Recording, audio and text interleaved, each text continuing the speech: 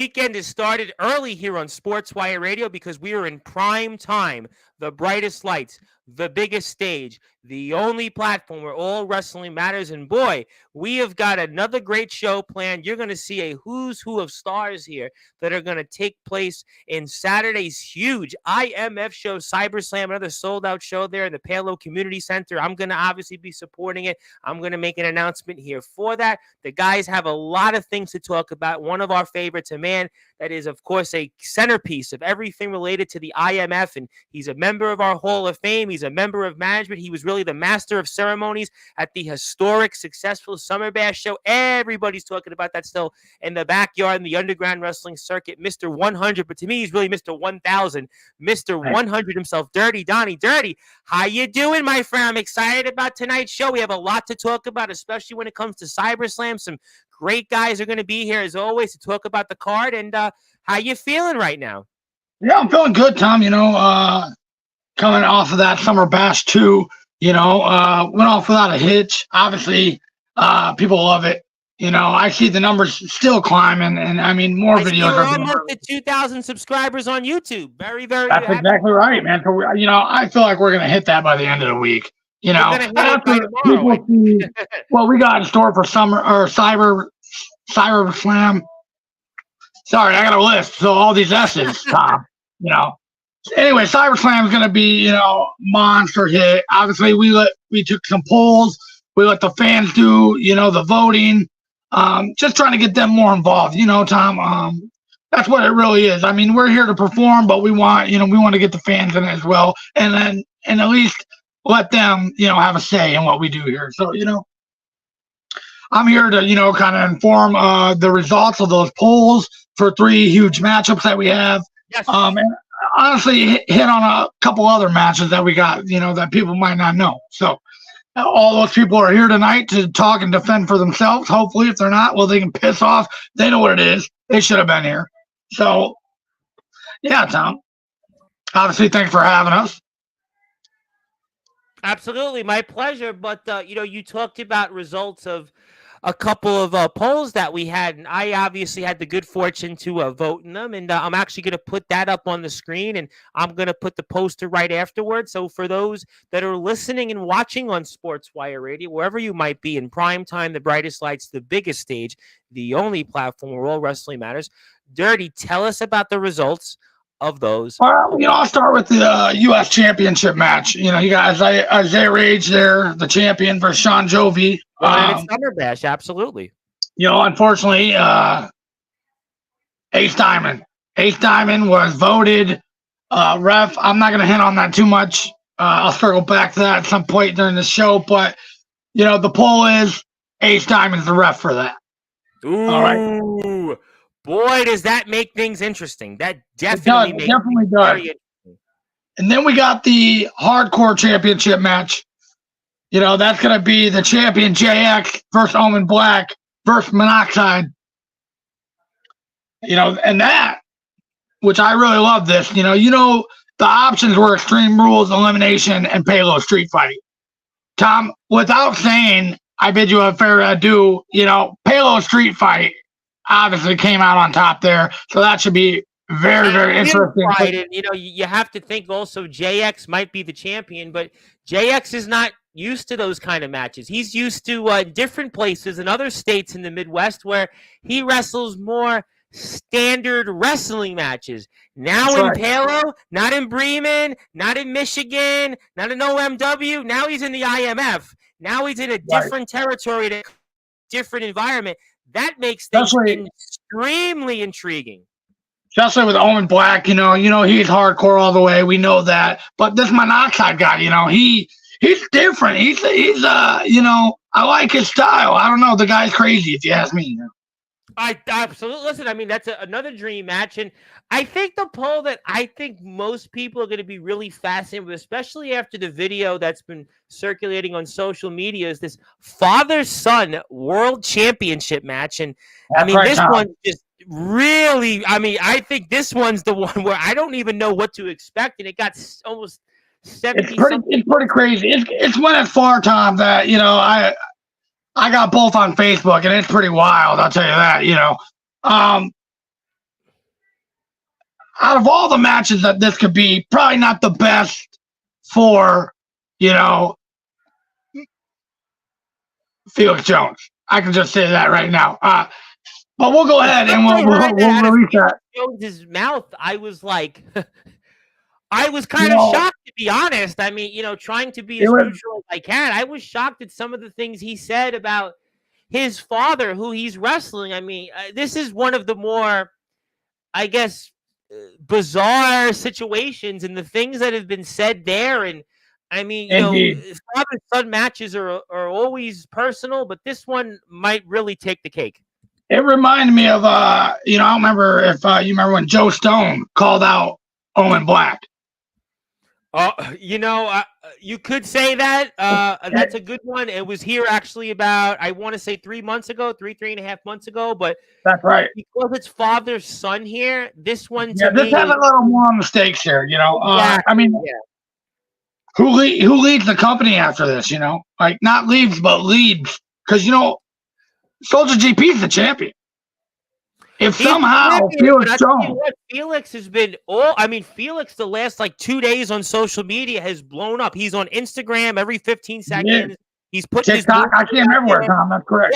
Yeah. I mean, absolutely, and that's why to me this is just another reason why you want to obviously go out there and buy a ticket. I want to make the announcement here before we bring some guys on here is that I am, as usual, buying a ticket. Even though I'm here in New York, I'd like to be able to allow one lucky person to go out and see the show. There's so many great stars, and whether you like hardcore wrestling, whether you like technical wrestling, whether you like basically falls count anywhere, whether you like high flyers, whether you like guys that are up and comers, you've pretty much got everything. IMF has got Baskin Robbins, 31 flavors. Like you never know what you're going to get at Cyber. And I don't know. We didn't say the results, but I see you have them there on the screen. So the results was a falls count anywhere. Yep. I put it up to basically allow you to make the announcement so our audience can visually see. Thank you. Yeah, so that it was just posted, the results actually. So at times with your with announcements here, but I'm curious because there's obviously some other matches that were voted on, and what are some of the other matches? I get ready to sync up the poster here before we get ready. Well, you got the hardcore tag team championships. We got the Hellhounds are the champions. They're I've heard a lot about that. Ox McCoy, definitely. I know a lot about that. They're going to be going for Death Gallery. We have something special going on, never done before here in IMF. We got Team Steve and the MWA tag team champions. Yes, we had the Steve on here. That's right. Soldier, I want to say about 6 months ago. Sure, absolutely. We got them coming in, and they're going to be putting their titles on the line in a triple threat tag team match. Wow. Yeah. A lot of tag teams here. Putting up those tag team titles. Wow. That's right. That's something IMF's never done before, so that's a first. Very excited about that. Not only that, we do have, the Midwest Express. Oh, Midwest They're going to be in action. Yep. Against the Switchblades and a mystery opponent, a partner. Okay. So a lot of tag team on this card. But it's what the fans want, They like to see some of their favorite factions or teams or people that normally wouldn't team with each other, team up, kick some ass, Tom. That's but I say it all the time. That's what the IMF does every single time we have a show. We have a show that's in a venue, hundreds of people come out, and the IMF gives you every single thing that's in store. If you like hardcore, you got it. If you like tag team wrestling, you got it. If you like tag team, if you like falls count anywhere, technical wrestling, if you like just pretty much high flyers, you got it. If you just, whatever it is, the IMF has it. And that's why you still have a chance to go out there and buy a ticket. So whether it's getting in touch with the guys here, all the IMF links below, whether it's getting in touch with guys like Ox McCoy, Sean Jovi, Isaiah Rage, whoever it might be, Omen Black, Soldier GP, whoever it might be, Death Gallery, you have a chance still to go out and buy a ticket. Only $10. That's it. Only $10 gets you into the Palo Community Center. The doors open at 5. Showtime starts at 6. What's good because it's not too late in the day. So if you want to still have those dinner plans afterwards, come to the show. Go out to dinner afterwards. You want to go to the movies, you can go afterwards. If you have a ball game, whatever it might be, you can. Hey, with the weather being so hot, Tom, yeah, oh my God, don't even tell me about the weather. It's been 100 degrees. Air conditioner in there. Yeah, it's. I don't even have an air conditioner, but it's a different BYOB. I mean, come on. What, you want somewhere to cool off and watch some guys kick each other's ass. And some of the best, I would dare say, some of the best talents in the underground and the independent wrestling circuit are here. I mean, look at the names. JX. I mean, JX. Everybody's talking about JX. He's the new hardcore champion. Omen Black. What else has been said about him? Soldier GP and Felix Jones. We spoke about that. Sean Jovi and Isaiah Rage. There's names, Tom. There's names we haven't even hit on yet. I know, and that's the credit. I'm actually going to see names tonight that I have never met and I've never spoke about. I mean, this is what the IMF brings to the table. That's why I'm so excited, as always, to support this show. And if you're out there right now, I also want to say one more thing. The guys are trying to get to 2,000 subs on YouTube. They're a few subs away. So if you're out there right now, YouTube, IMF Wrestling 666. I will put the YouTube link right up on the screen in a little while. If you are out there right now, you have not hit that sub button, do it on YouTube, IMF Wrestling 666. The guys are this close to 2,000 subs. So let's get them there. We're going to probably get there anyway by tomorrow or Saturday. But I got faith. We're going to hit it. Let's get them here tonight. And I also want to make the announcement, as soon as they get to 2,000 subs, I'm going to present them a certificate commemorating that, congratulating the entire roster. So let's get them there. I want to support them. I know we've got a busy show ahead. Is there anything else dirty you want to say before I bring on our first guest here to talk about their upcoming match? No, at this point in time, Tom, I've said all I need to say, but I will say this. It is a dirty day, and you haven't seen the last of me on this podcast today. I would hope not. I would definitely hope not, because we definitely always want to see you here. And I see the comment section away, and we'll certainly get to the peanut gallery in a little bit. But Dirty, always good to see you. Thank you for all that you're doing for us here in the IMF. You have really been that cornerstone in the foundation alongside Omen and Soldier, and can't wait to have you on here. Can't wait maybe to view one of your videos on Facebook about UFC stuff and everything else in between. And let's keep it going. And you might be Mr. 100, but I'm calling you Mr. 1000, because you always have it 1000. You always have it an extra notch. And there we go. Yep. Wow. I just got that signed, That's really cool. Listen, that's definitely why we want you here all the time. My friend, thank you as always. I'm looking forward to seeing you later on. And that was Dirty Donnie, of course, from IMF Management, setting the tables for tonight's show and Saturday's card. Our first guest on here tonight are no strangers to this platform. They have a really big title coming up here. They say they're the future IMF Hardcore Tag Team Champions. They are none other than Death Gallery, two people we know very well. Probably going to see them on Tuesday's show as well. But it's a different company for a different time in a different state. We are joined by Darkfire and Nicholas Crenton. And guys, how you doing tonight? Obviously, we're less than 48 hours away from what could really change the trajectory of your careers. Doing good, Reverend. How are you? Doing amazing, Reverend. And you hit the nail on the coffin. This is going to change the trajectory of both me and Darkfire's career. And it's kind of ironic, because we were supposed to get this match last month, but unfortunately, two things happened. Ox had his personal issues, and Darkfire had a shoulder injury that he just now recovered from. Yes, indeed. But, I am excited, specifically because if you paid attention, Reverend, to the IMF YouTube page, you saw that Ox laid out a little challenge. Yes, I have the video. Yes, I will play it in a few minutes. I do have the video. Yes, I do. Last team standing match. I don't know if Ox has watched me in the past 4 last minute standing matches I've been in, but I've only lost one, and that was to him. I drawed once with Jason Myers, and I beat JDT and I beat James Marshall.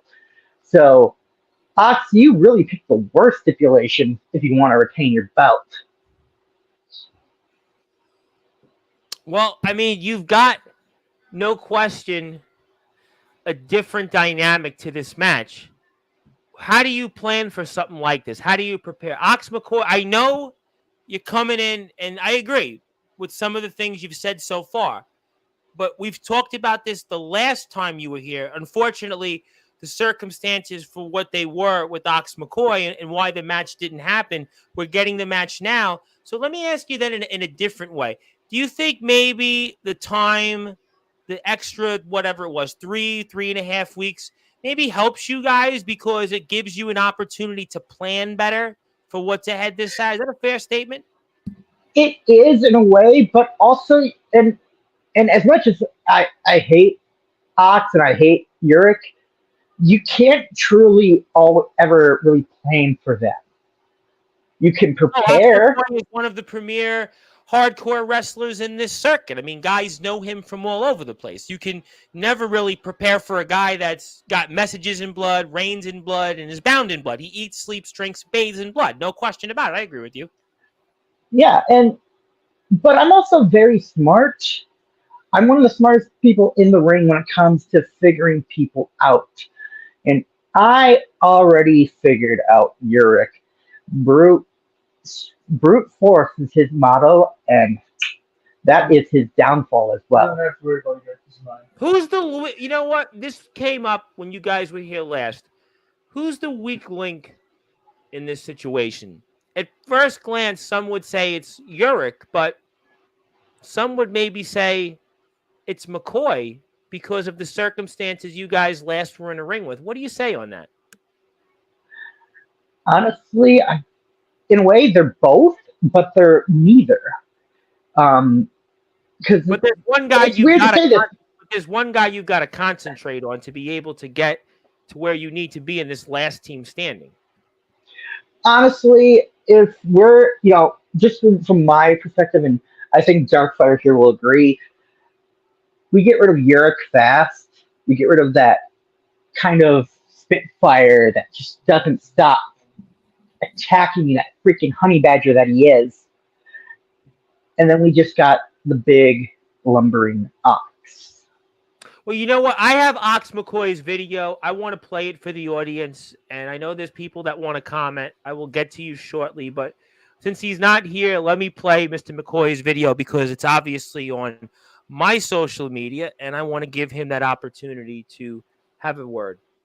This Saturday, Palo, Iowa, IMF presents CyberSlam. Fans vote on stipulations for the championship matches. Not for mine. No way. Crenson, Darkfire. Last team standing. It was fucked. Saturday. What do you say to that? That was short, sweet, simple, and point. He basically said, "You guys are." It's short, sweet, and to the point. Yes, it is short and sweet. Ox. I still find it hilarious that you pick out of every match you could pick. You pick a last team standing match. Why? You just want to hand us the gold? No, you want to fight, and we will fight. And hell yeah, we'll fight. And then, when all is said and done, me and Darkfire, and we'll have our IMF Hardcore Tag Team Championships and our quest to take gold really begins. All right, let me ask you guys this question. I'm going to basically ask the simple question. I ask this all the time in these matches. For your vantage points and your careers, what would it mean to you guys to become the next IMF Hardcore Tag Team Champions? It means that this partnership is a success. It means that both of us will have won championship gold outside of our home company. And considering the history between you two guys has been a much maligned history, and for you guys to put that past it and to win gold and claim it and go into another state with that, it's a big deal. Yes, it is. I agree. It is. And, Ox thinks he scares me. Yerk thinks he scares me. Slight spoiler, I just, this past weekend, had to get in the ring with a returning Jonathan Pierce. And nobody hits harder. Nobody is stronger than him. That is a match that I worry about every time I do it. But Ox and Yerk, we're not sweating you guys. Well, Crenson, I've definitely heard a lot, and in the interest of time, I actually have someone who's apparently going to represent Mr. McCoy and Yurik and basically tell you and Darkfire why you guys are definitely going to not be the last team standing, but rather the team that's falling and can't get up. And that is, of course, the inaugural PWF World Champion. He is the man, the myth, the only 3-time Sportswire Radio Hall of Famer. The man that, by the way, to announce it here, Saturday, 10:30 p.m. Eastern Time, becomes a 4-time Sportswire Radio Hall of Famer in his quest to become a 17-time Sportswire Radio Hall of Famer. He has a few words to say, and you're going to see him throughout the night because he is the top dog, and he is the man that obviously is on top of the mountain in the PWF. That is Justin Parsley. And Mr. Parsley, you have anything to say on representing Mr. McCoy and Yurik for a few minutes toward Mr. Crenson and obviously Darkfire? I mean, I have a lot that I could cover tonight. Tom, first of all, I want to say thank you for having me. Good to see you. Crenson. And give my regards to Ox, by the way. Absolutely. Yeah, Ox is a good friend. Crenson, you said that you calculate your opponents. You figure them out in the ring. You get in there and you tear them apart limb by limb because of your calculations. Yet when you step foot in the ring with Anthony Steele, we only have 2 minutes worth of footage. And that might even include entrances. Why is that, Crenson? Did you miscalculate? Is it possible that you could miscalculate your opponent? Oh, yeah. Crenson? I will admit that. I can miscalculate, especially when you got somebody just hitting their finisher right off the bat. There's a reason why it's called a finisher. You have to watch out for that, though. You have to be better than that. You have to be ready for that. You have to be ready to step out of the way and let Anthony Steele collide with the turnbuckle. You have to know those moves, though. You have to know the ring that way, Crenson. That's why I worry for you. I worry for you because of Ox and Yurik. And then Darkfire is sitting back there. Darkfire, you have nothing to say. Brother, take it from the Shawn Michaels of the tag team. You are the Shawn Michaels of the tag team. Let your voice be heard, man. Okay. All right. Nice. All right. All I get from you is an all right. Ooh. Well, do you guys do any reading ever? You guys read? Well, I'm not much for reading. I don't read books at all. Reading's their strong suit. I think able to read Reading at least, like I think capable. their strong suit is going to be if they can hang in with Ox McCoy and Yurik the Viking. And We'll be able to hang. Trust me. well, we'll have to find out. Deuteronomy 22:10 says, "Thou shalt not plow with an ox and an ass together." Do you know why that is? No, I don't.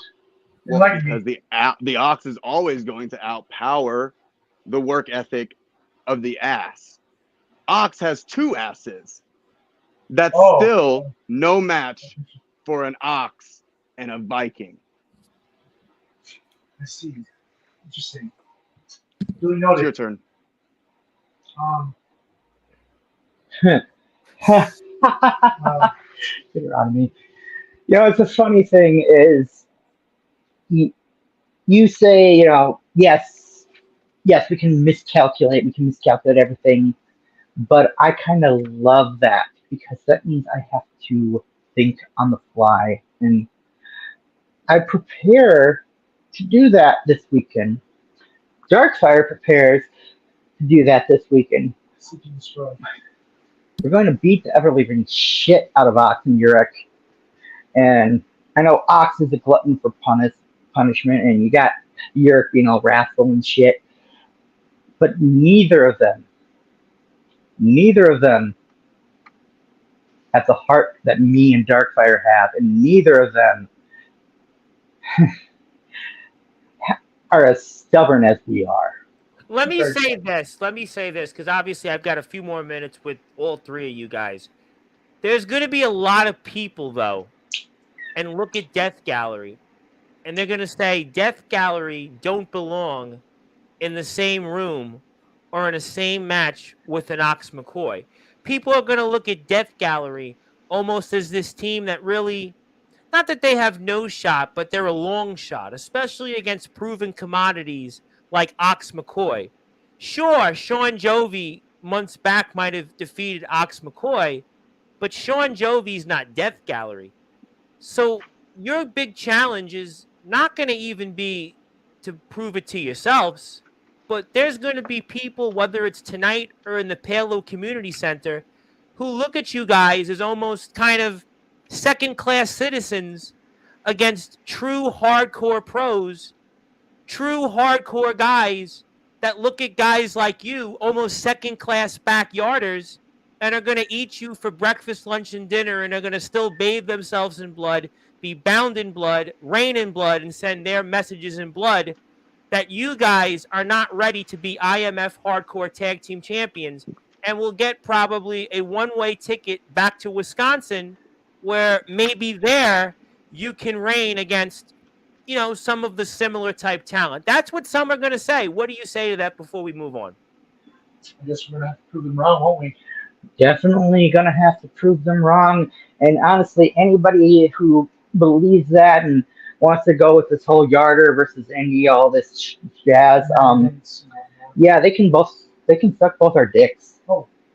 Well, we'll certainly move on from that. Mr. Parsley, do you have any final words before I get to the Midwest Express and Freddie Daniels and Ace Diamond? Because I definitely want to say comment on that stuff. Yeah, Philippians 3:2. Watch out for those dogs, those evildoers, those mutilators of the flesh.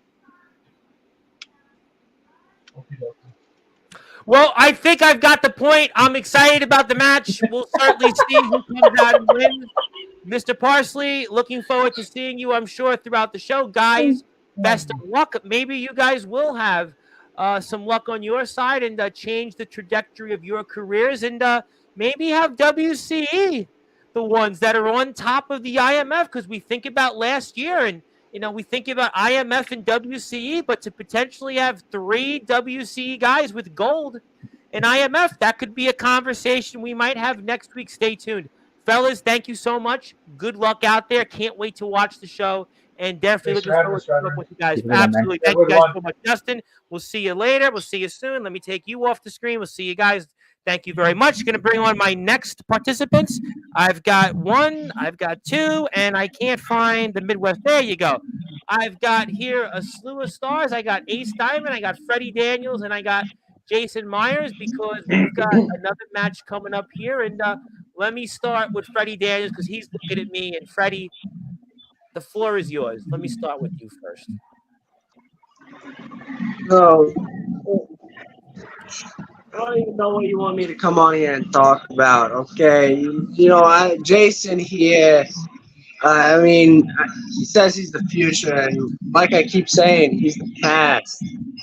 I mean, it may not look like he is recently, but he is. I mean, just look at him.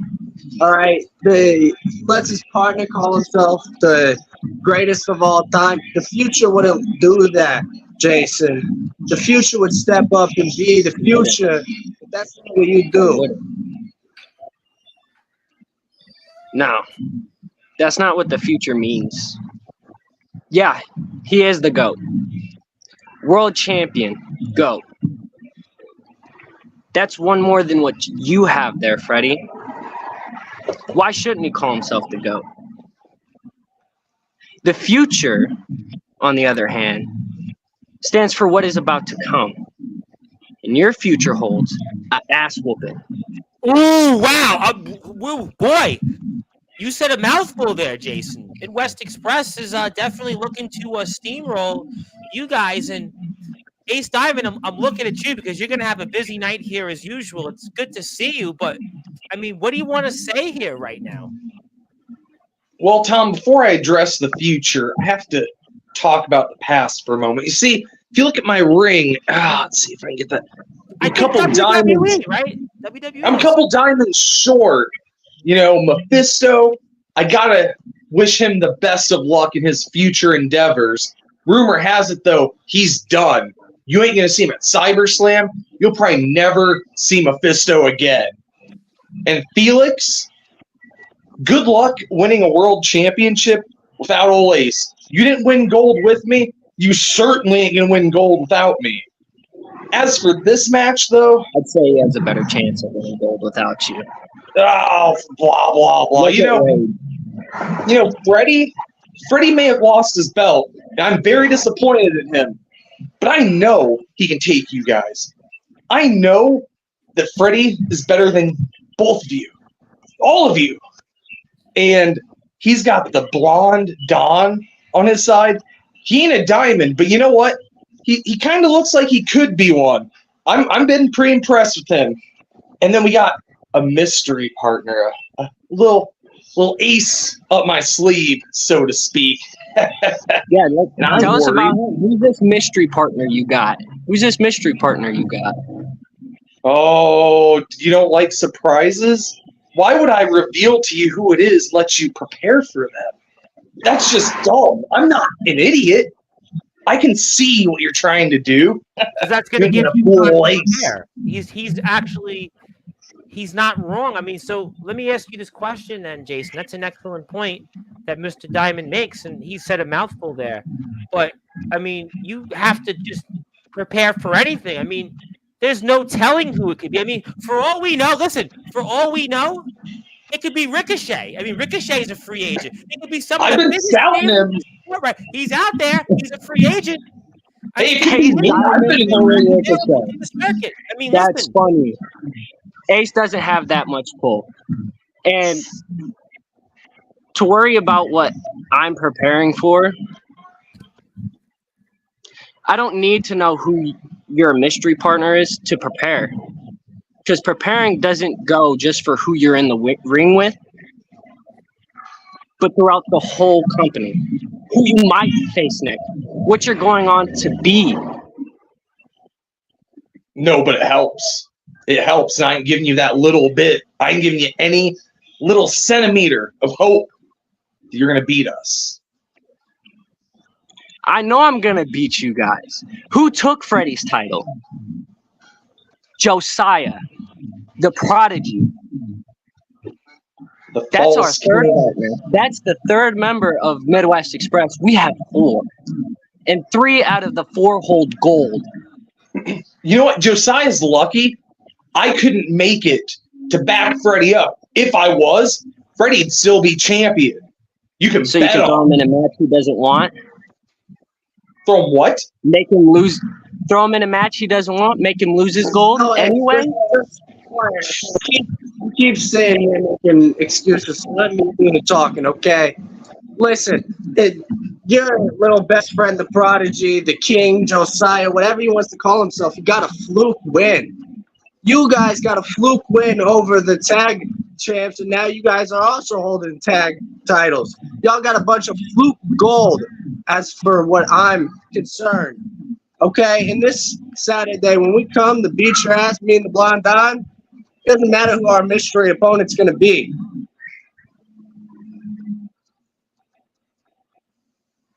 What was that? You have something to say, Jason?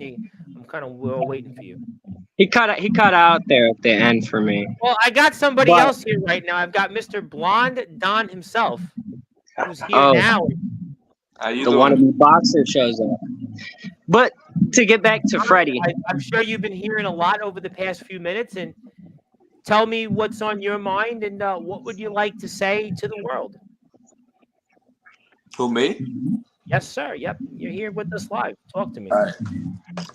I think that Jason Myers is a fraud. I think that him and Jordan Nets are the scum of the IMF. I think that they don't deserve the tag titles. They don't deserve no pushes. They don't deserve nothing in this company. Me and Freddie deserve everything.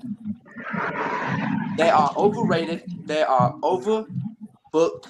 They are just bad wrestlers and bad people in general, and I'm ready to whoop Jason's, Jordan's ass. So, are you telling me for the audience that they have been the ones that have gotten all this hype over the past year, but really Freddie should have got more of it? And now that you've come along, that you should be the guys everybody's talking about right now in this circuit more so than them? I'm saying, since Freddie been doing it longer than me, he should get more of the limelight than me. But we still deserve every single bit of respect and honor and everything that the Midwest Express does not deserve. Is there motivation then for you to go out there and prove to people, especially in a packed house, that these guys, the Midwest Express, from basically what you've told me, are all hype and overrated, and you've got basically all the motivation to go on this coming Saturday alongside Freddie and basically show the world that these guys, as you basically said, frauds and basically overrated and all hype? Yeah, I'm saying that, we got stuff to prove. And Freddie might have lost his world title, which sucks. He got a fluke. He lost. He didn't. If Ace was there, he wouldn't have lost. Promise you. If Ace was there, he wouldn't have lost. Ace is a great manager. He is a great guy in general. And maybe you can make the point that he lost at a different venue. He didn't lose in an IMF building. Think about it, right? We've seen some of these things happen, and they weren't in the Palo Community Center. The Palo Community Center is completely different than Bremen, Ohio. What happened in Bremen, Ohio, for you guys, I mean, there's a very likely possibility that in Palo, Iowa, in the Palo Community Center, that wouldn't have happened. Guarantee it. I'm hearing some smart words from you guys. I thank you. Well, we'll have to see, but Jason, what do you want to say? And let me ask you this question. So you, this Saturday, along with Jordan, you beat these guys. What happens to these guys? They go to the back of the line. They go basically, and we don't talk about them anymore. And what? It just proves that they don't deserve anything that the Blonde Don is saying that they deserve. No respect, not even a tag title shot. Okay, you guys want to talk about flukes and how we got fluke wins over the tag champs and you, Freddie? So was it a fluke that when you guys brought in the chair that we still won? You guys couldn't beat us, so you had to bring in an equalizer, and you still lost. Was that a fluke? We're going to make our excuses and have our head shakes. No. Listen, Jason. We prove every month what we say we are. The GOAT in the future. And these tag titles just prove it. Jason, let me ask you a follow-up, and I'll get to a few final words from some of you guys. What does it mean to you, Jason, along with Jordan, to be the IMF Tag Team Champion? What does that mean? It just means everything that we're saying is correct. Everything we say about ourselves. We're moving on. We're going to leave the guys like the Diamonds in the Rough and the Switchblades in the past, like y'all like to call me. So yeah, y'all can be stuck in my past because we're going to throw you there. These tag titles are everything. The hardcore tag titles, they're all right. But they're not gold like this. Let me ask you one final follow-up, and I want to get to certainly Bond, Freddie, and Ace. Jason, are you fighting for you and Jordan's not only legacy, but future? Because you beat these guys, you basically said it, and I said it. They go back to the back of the line. If they win here in the Palo Community Center, they go out there and basically what Don just said, yeah, the community's going to hear it. Jason, you've been in different places. I saw you in XCW months ago. You guys have been talked about in different places. The circuit knows who you guys are. Jordan was a world champion last year. You guys win here. Not only do you guys keep those titles, you fight for your legacy and continue to move up the ladder as two of the premier up-and-coming young talents in this circuit. What do you say to all of that? Oh, sorry, what? Background noise.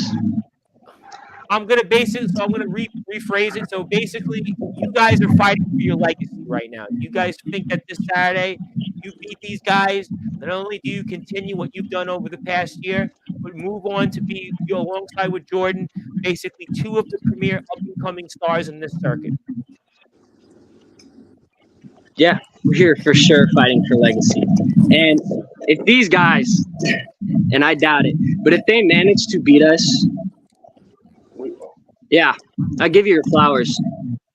But that's after the next time I beat you and on your deathbed. Because I don't let a loss be a loss. I always get my get back. Ace, what do you want to say? You know, I used to hate you guys. You know, I hated you for Felix, for the way you backstabbed him and treated him and kicked him to the curb. But now I gotta admit, you were smart for that. You guys are a little bit smart.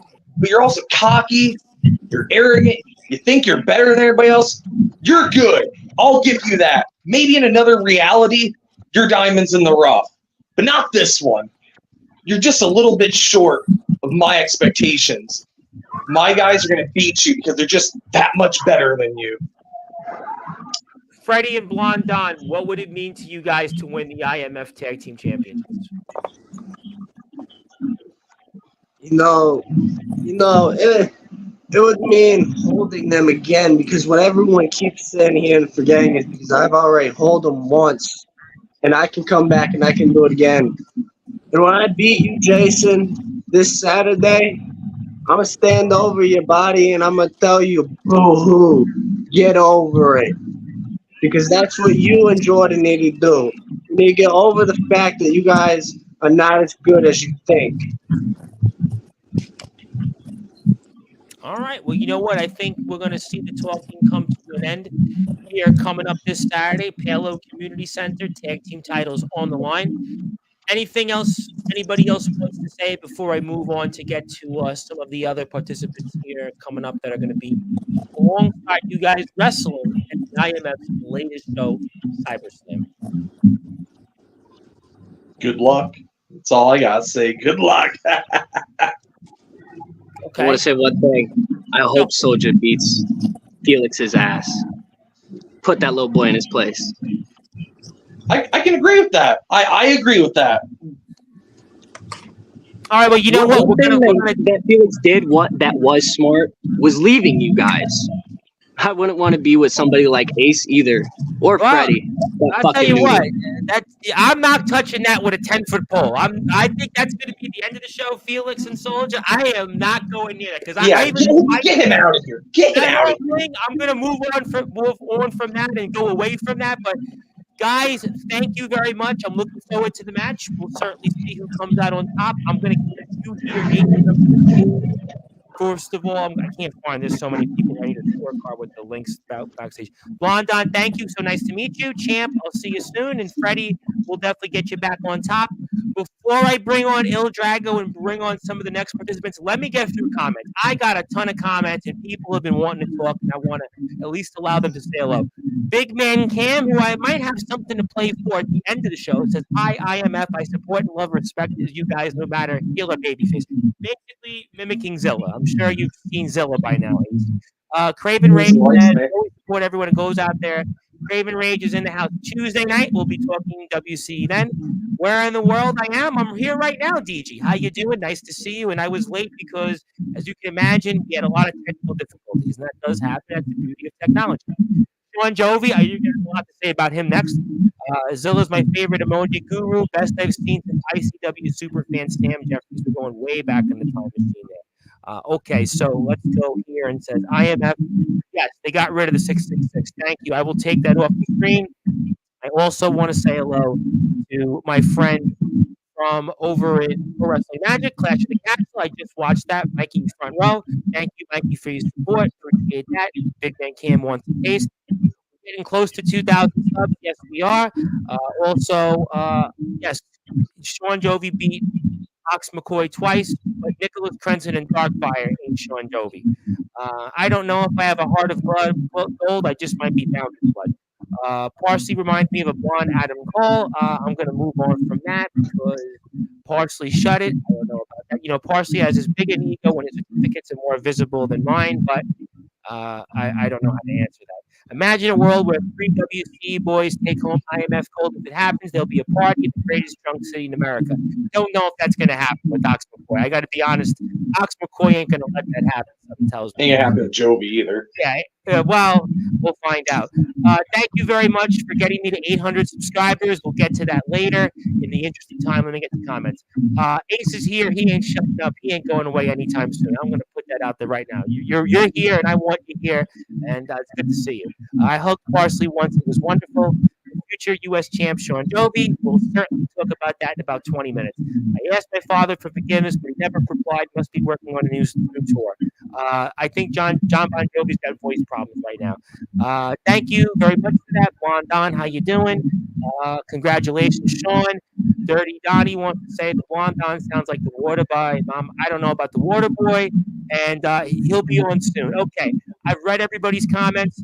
Ace's audio has an echo. We'll do the best we can to get through for the next 15 minutes. I got a bunch of guys to bring on. Plus, I got to get a poster coming up. So I've got 1, 2, and I've got a guy I think I haven't had for any before on Sportzwire Radio. I got a chance to meet him for the first time. The man that's really one of the, I think, hot guys right now, hot commodity, Mr. Il Drago, the Samoan Dragon. Was watching you at Summerbash, very impressive, and good to be with you. And Thomas McEntee and Tyler Fury, good to see you. I've got a poster as well. And guys, how we doing? I'm going to go with, I think, Il Drago first. Well, obviously, a huge match coming up here, and we got MWA Tag Team Championships. Talk about what it would mean for you to claim those titles, and anything else you want to say.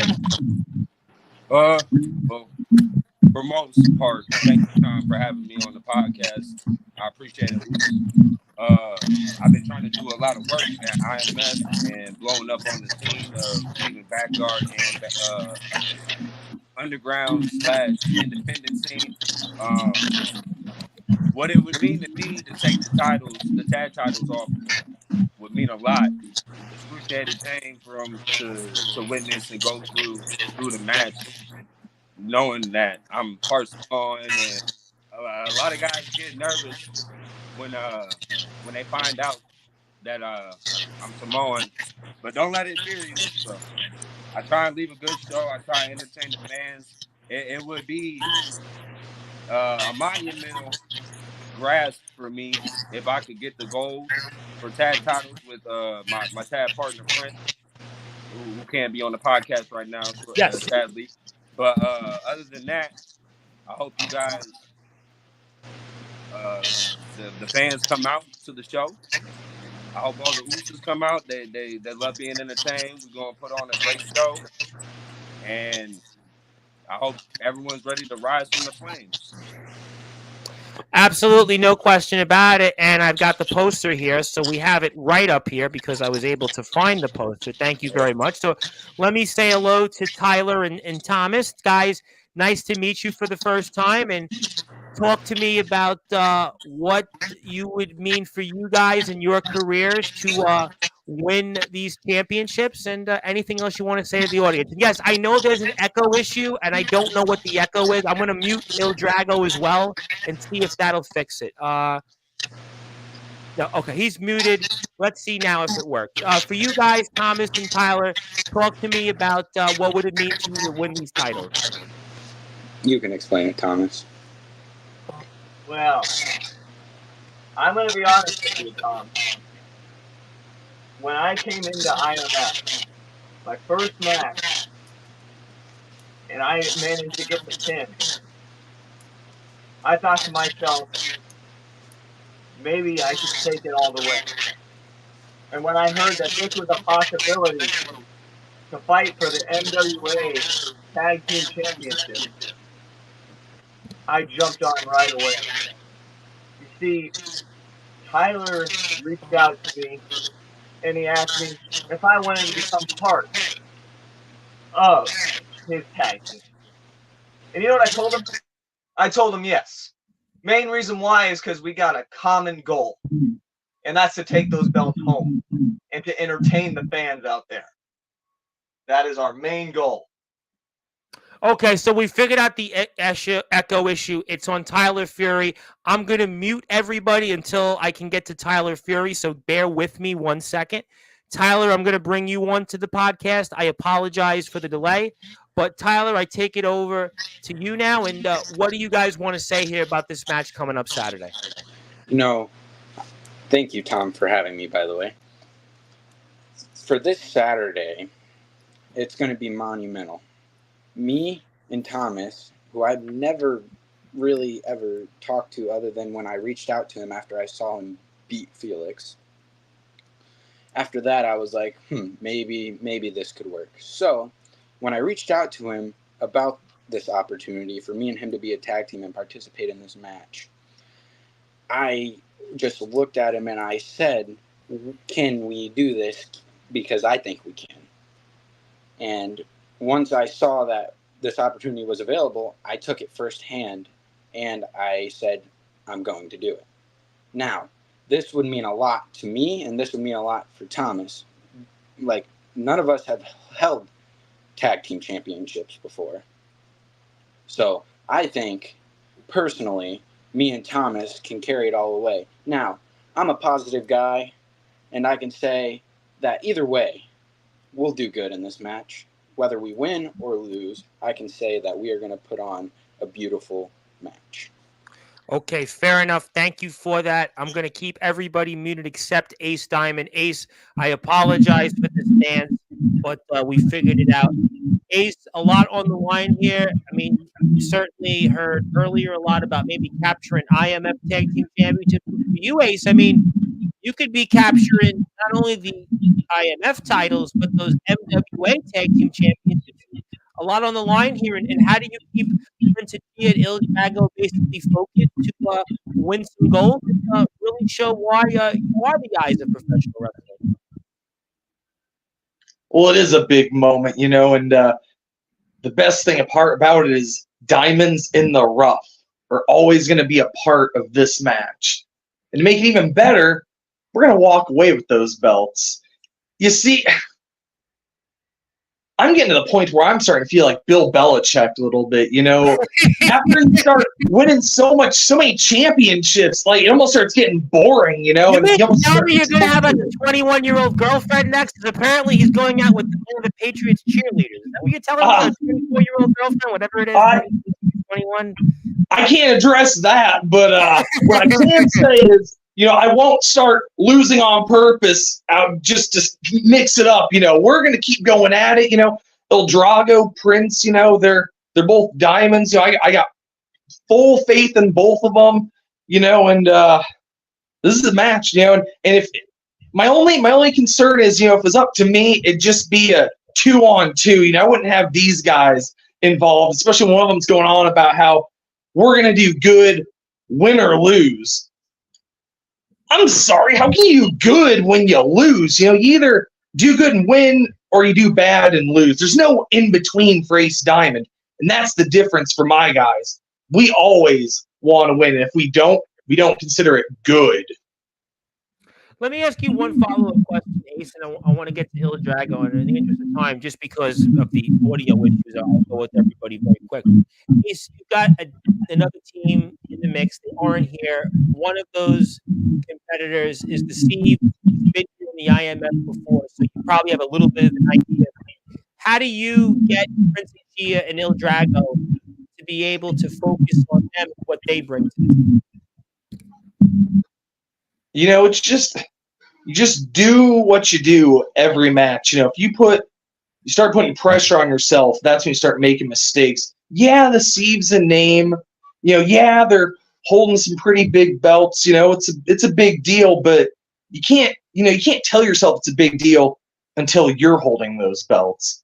Because at the end of the day, if you don't win, it's not a big deal. You're just another loser.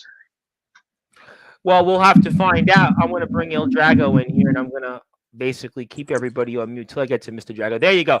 Il Drago, you are really, to me, the most fascinating component of this match because you had a really big Summer Bash. I was watching Summer Bash, and I'm watching you, and, I don't know, but you got some fire, you got some excitement, and I almost think you're kind of that wild card in this entire match that might actually bring you gold here in the diamonds in the rough. And I mean, for what you did at Summer Bash and the performances that you had, I'm going to ask it in a different way. I know in the last segment we talked about what happened with the belts and the situation there. It's not going to happen in Palo, but you, on the other hand, had a really big Summer Bash. You did a hell of a job in Bremen, Ohio. How do you channel that momentum where now the greater, let's say, underground and independent wrestling circuit got a chance to see what you do, and how do you channel that momentum this Saturday to walk away with some gold and some significant gold, not only on behalf of yourself, but also Prince Achia and Ace Diamond?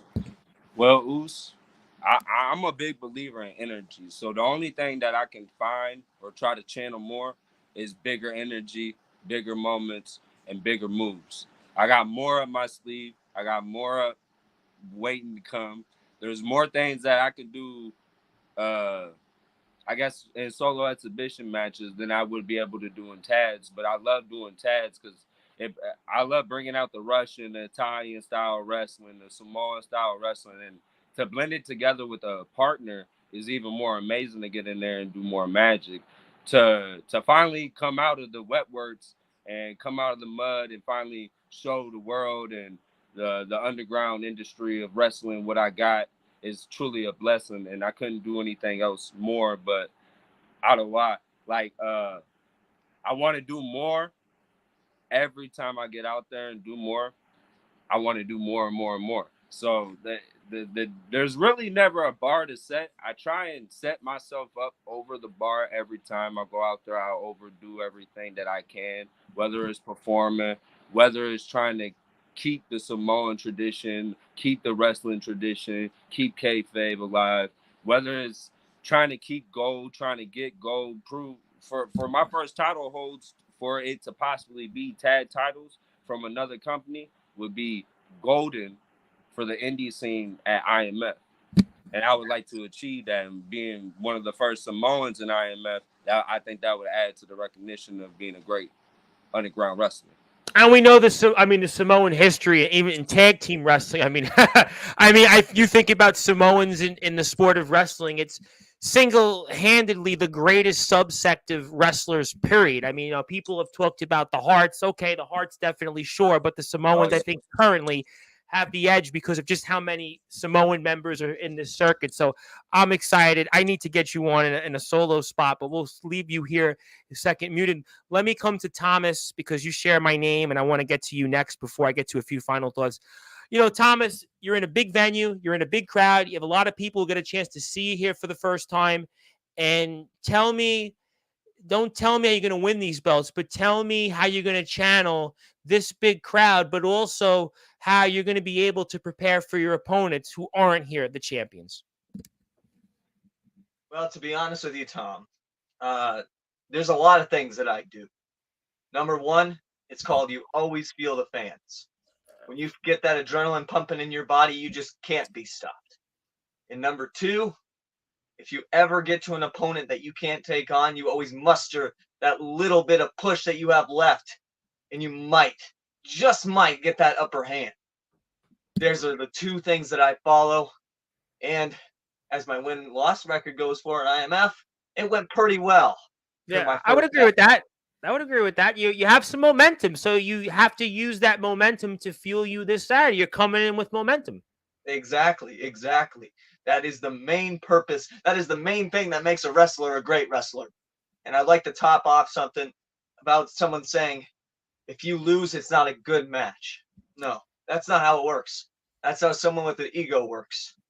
See, when you're in a match, you have to show your heart, your pride, everything that you put on the table, you got to put it on there that night. And if you're telling me that you can walk out of there with a smile on your face because, you may not have won, but you did everything in your power and you pushed yourself to your limits, there's no reason to be disappointed. There's no reason to be. You've got to just push yourself harder the next time. Okay, very good. And also, I want to tell the audience, I have now fixed the banner below, the IMF Wrestling. It's now no 666. Thank you, Sean Jovi, for that. Let me put you on mute. Let me get to Tyler because I want to get to everybody in final thoughts to move on here because I got to get through everybody. Tyler, you guys obviously have heard everybody else. Now I want to give you the opportunity to talk about how you're going to plan for your opponents, the champions, and how you're going to channel maybe some momentum that your partner has in a big venue, in a big crowd, in a big fight to be able to walk away with gold. Now, like Thomas said, it's all about the crowd energy. You got to feed off the crowd. You got to just get that adrenaline rush from the crowd. You just got to keep pushing forwards no matter what. You get hurt, get back up and go. You don't want to sit there, lay on the mat, hurt, and not continue on. You need to get up and go. Let that adrenaline get to you and just push forward, never giving up. That's all I really got to say about that. No, listen, I mean, very, very valid statements. Okay, so I think I've got the idea of where we're going. Let me put the poster up one more time for the audience. And I also want to say, if you are out there on YouTube at Sportswire Radio, I actually want to thank you very much from the bottom of my heart because I just passed 800 subscribers. So I actually really want to thank you out there for your support. Thank you, Sean Jovi, for notifying me. I really do appreciate that. But let me get to the poster before I get to everybody in some final words. I'm going to go around the room and get some final thoughts. Il Drago, I want to go with you next. Is there anything that you want to say in terms of what can we expect this Saturday? Final words to basically your opponents and just anybody else out there before we see you in the Palo Community Center. There we go. You hear me? Now I hear you. There you go. Go ahead. There we go, Usos. I can say two things. Diamonds in the Rough might be walking away with gold with a Samoan and Prince. And two, expect hell of a show. Not just with my match and with the acquaintance by Ace, the Diamond, one of the greatest managers of all time in the underground scene, but because of all the other matches and that are on the card for the rest of the show. It is truly going to be action-packed. The fans chose a lot of these matches. The fans wanted to see a certain amount of these matches, so we're giving them what they want. IMF's giving the Midwest area what they want. They finally getting a Mid-Samoan Italian dragon coming through to fuck up the whole area and the whole scene. The only thing left I can say is tune in, buy a ticket. If not, wait to watch. Well, I'll tell you what, I'm buying one for somebody out there that wants to watch all you guys. I've already gone on the record after the show is over. I am going to donate one ticket. So if you're out there and you've loved what everybody said tonight, you've loved other matches, you've come here for the first time, I am going to donate $10 so you can go out there and watch it because I'm in New York, obviously. I'd love to be there at the Palo Community Center, but I want to do my part. All wrestling matters. You guys have been a huge part of that, so I want to give everybody that chance, and especially one fan, who doesn't matter who you are, to go out there to the Palo Community Center. So I want to make that clear. And Il Drago, thank you so much for all you do for us. It's great to meet you here, and I look forward to seeing you maybe before the next IMF show to hear more of your story. Let me take you off, and let me go to Mr. Diamond next because I'm going to see you. You're staying on because you always stay on. So let me go. You have any other final thoughts you have on this match before we get to Thomas and Tyler? I want to address my guys, Prince and El Drago. I've got complete faith in both of you. Prince is 10 times, and that's probably even kind of low, better than Mephisto. You know, that's why he's here, and Mephisto's off rotting away wherever the hell he is. And El Drago, he brings the excitement. He's definitely the fastest rising guy here in IMF, thanks to Ace Diamond, thanks to his talent. You know, I don't care if a match is, a 5-star, 10-star, half a star. I just want to win. You know, if we win a match in 10 seconds and the fans feel like they wasted their money, too bad. Ace Diamond won. That's all that matters. And, sometimes, you get a little bit tough competition and, you get a banger out of it and, then you just make some extra money on the DVD sales. I got all the faith in my guys, and we're going to be walking away with the gold. It's going to be a great night come Saturday. All right, we'll have to see. And I also want to make one quick announcement.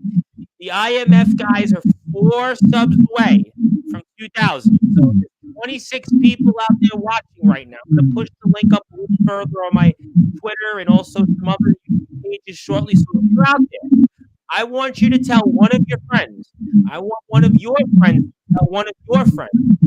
Go out there and hit that sub button to get the IMF 2,000 subs. What I want to see tonight, I want to see the IMF hit 2,000 subscribers on YouTube. They're at 1,996. So you have a friend, they have a friend, they have a friend.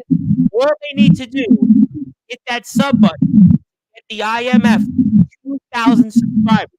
And I'll tell you what, I'll even go further right now. I'll actually do something for you. We already know that I'm going to donate a ticket.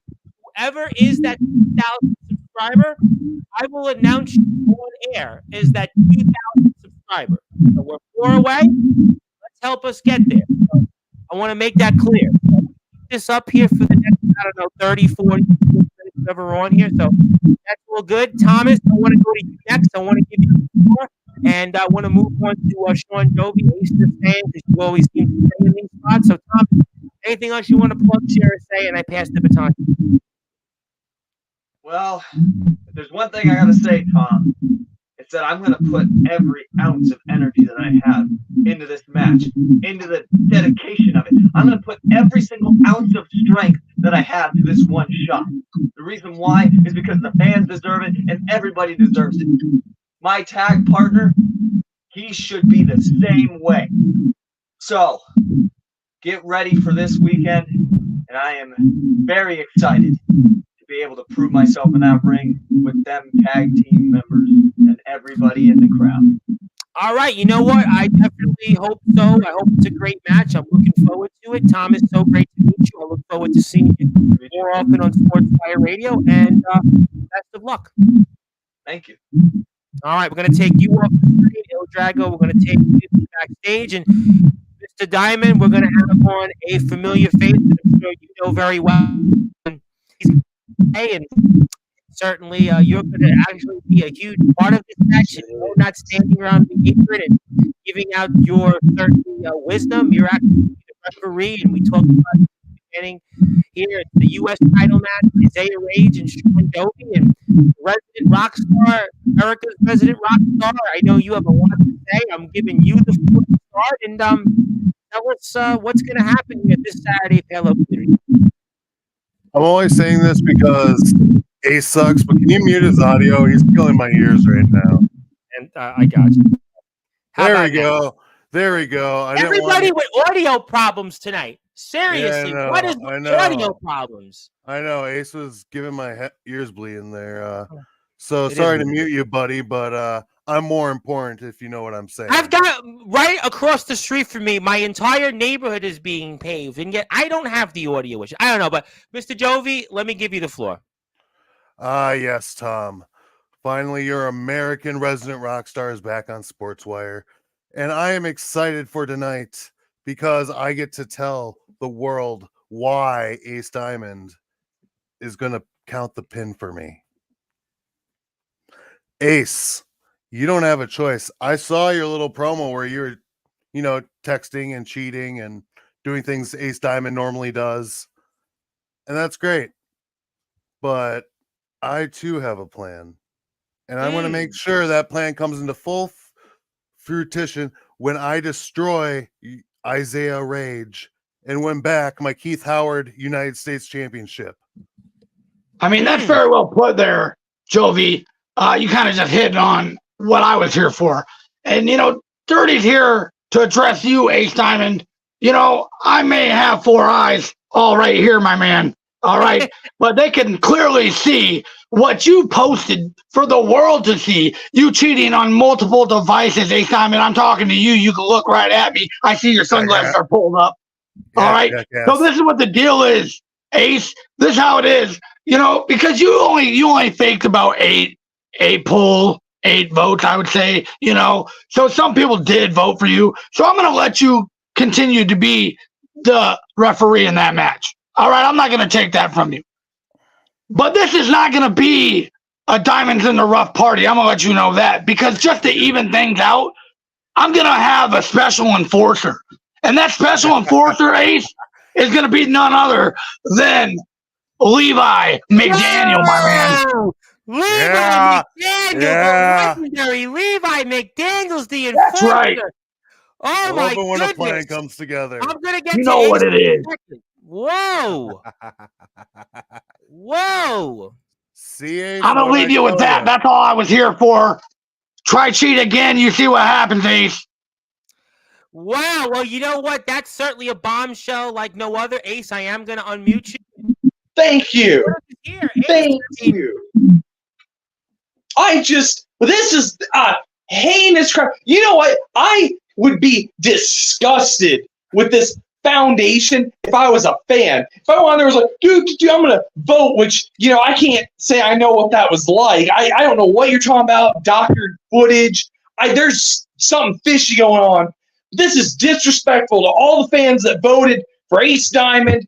Dirty. You are living up to your name. You are doing the fans dirty. The only thing fishy here, Ace, is the fact you weren't wearing socks, my man. All right? Let's be fair. Dirty is serving American justice to you, Ace. And you're going to get what's coming. It's a dirty day, and that day is for Ace Diamond. We're trying to cheat the fans out getting what they really want. And this is what don't pin this on me. Don't pin this on the ref, Ace. Nobody's taking that from him. But just to make things fair,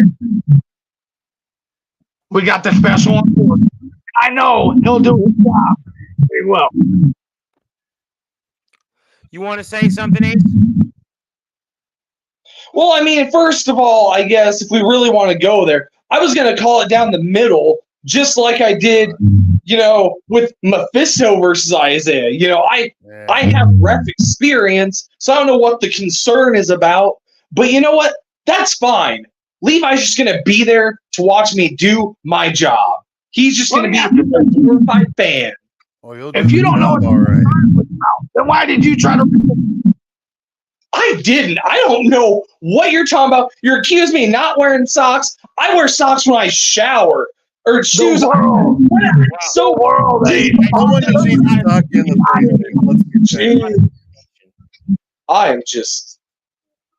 I'm just so upset for these fans. I think they're getting exactly for my man. I don't know what they before. And Jovi said justice.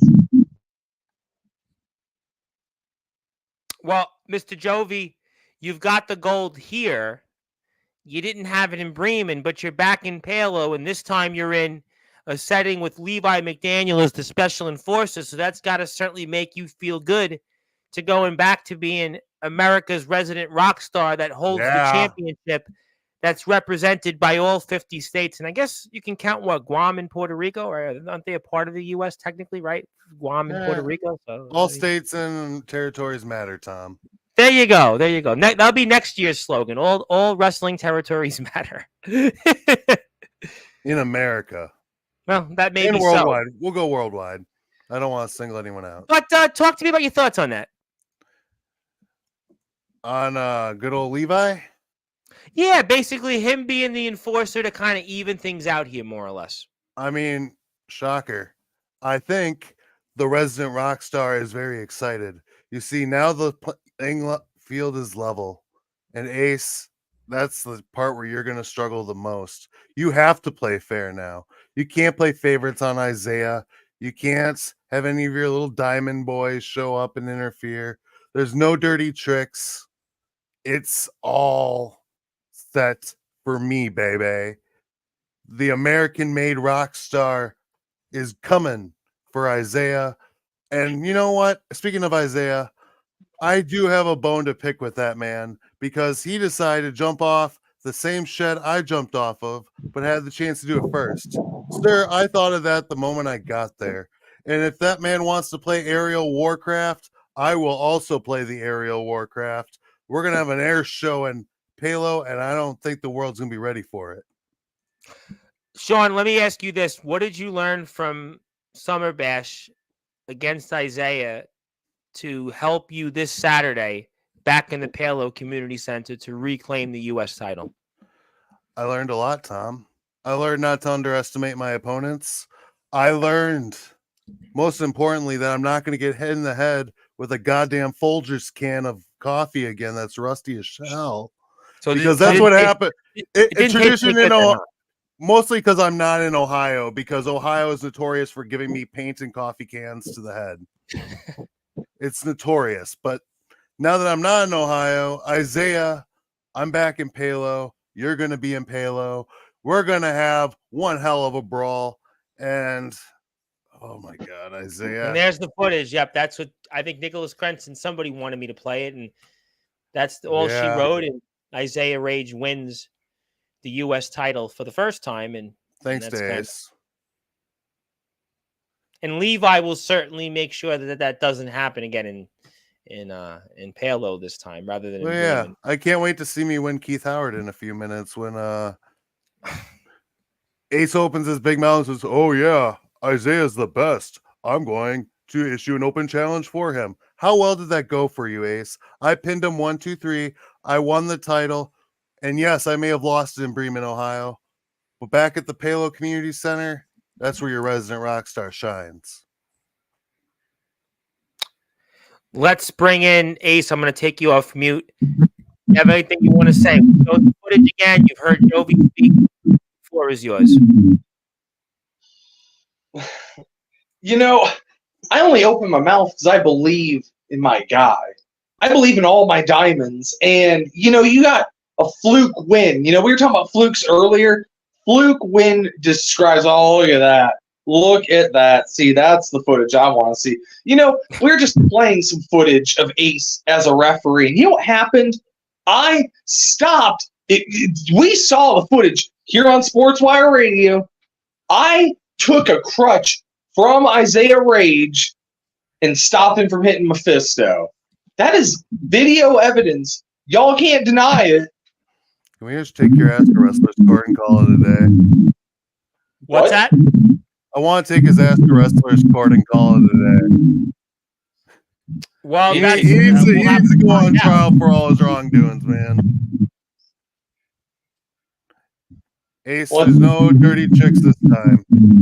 There was no dirty chicks before. I don't know what you're talking about. You know, it's fine. Like I said, you can have Levi. You know, you're calling about Meteor and doing tricks. How about you Foundation, Dirty Foundation, Levi Foundation? This is a conspiracy to old Ace Diamond. I got certified as a ref.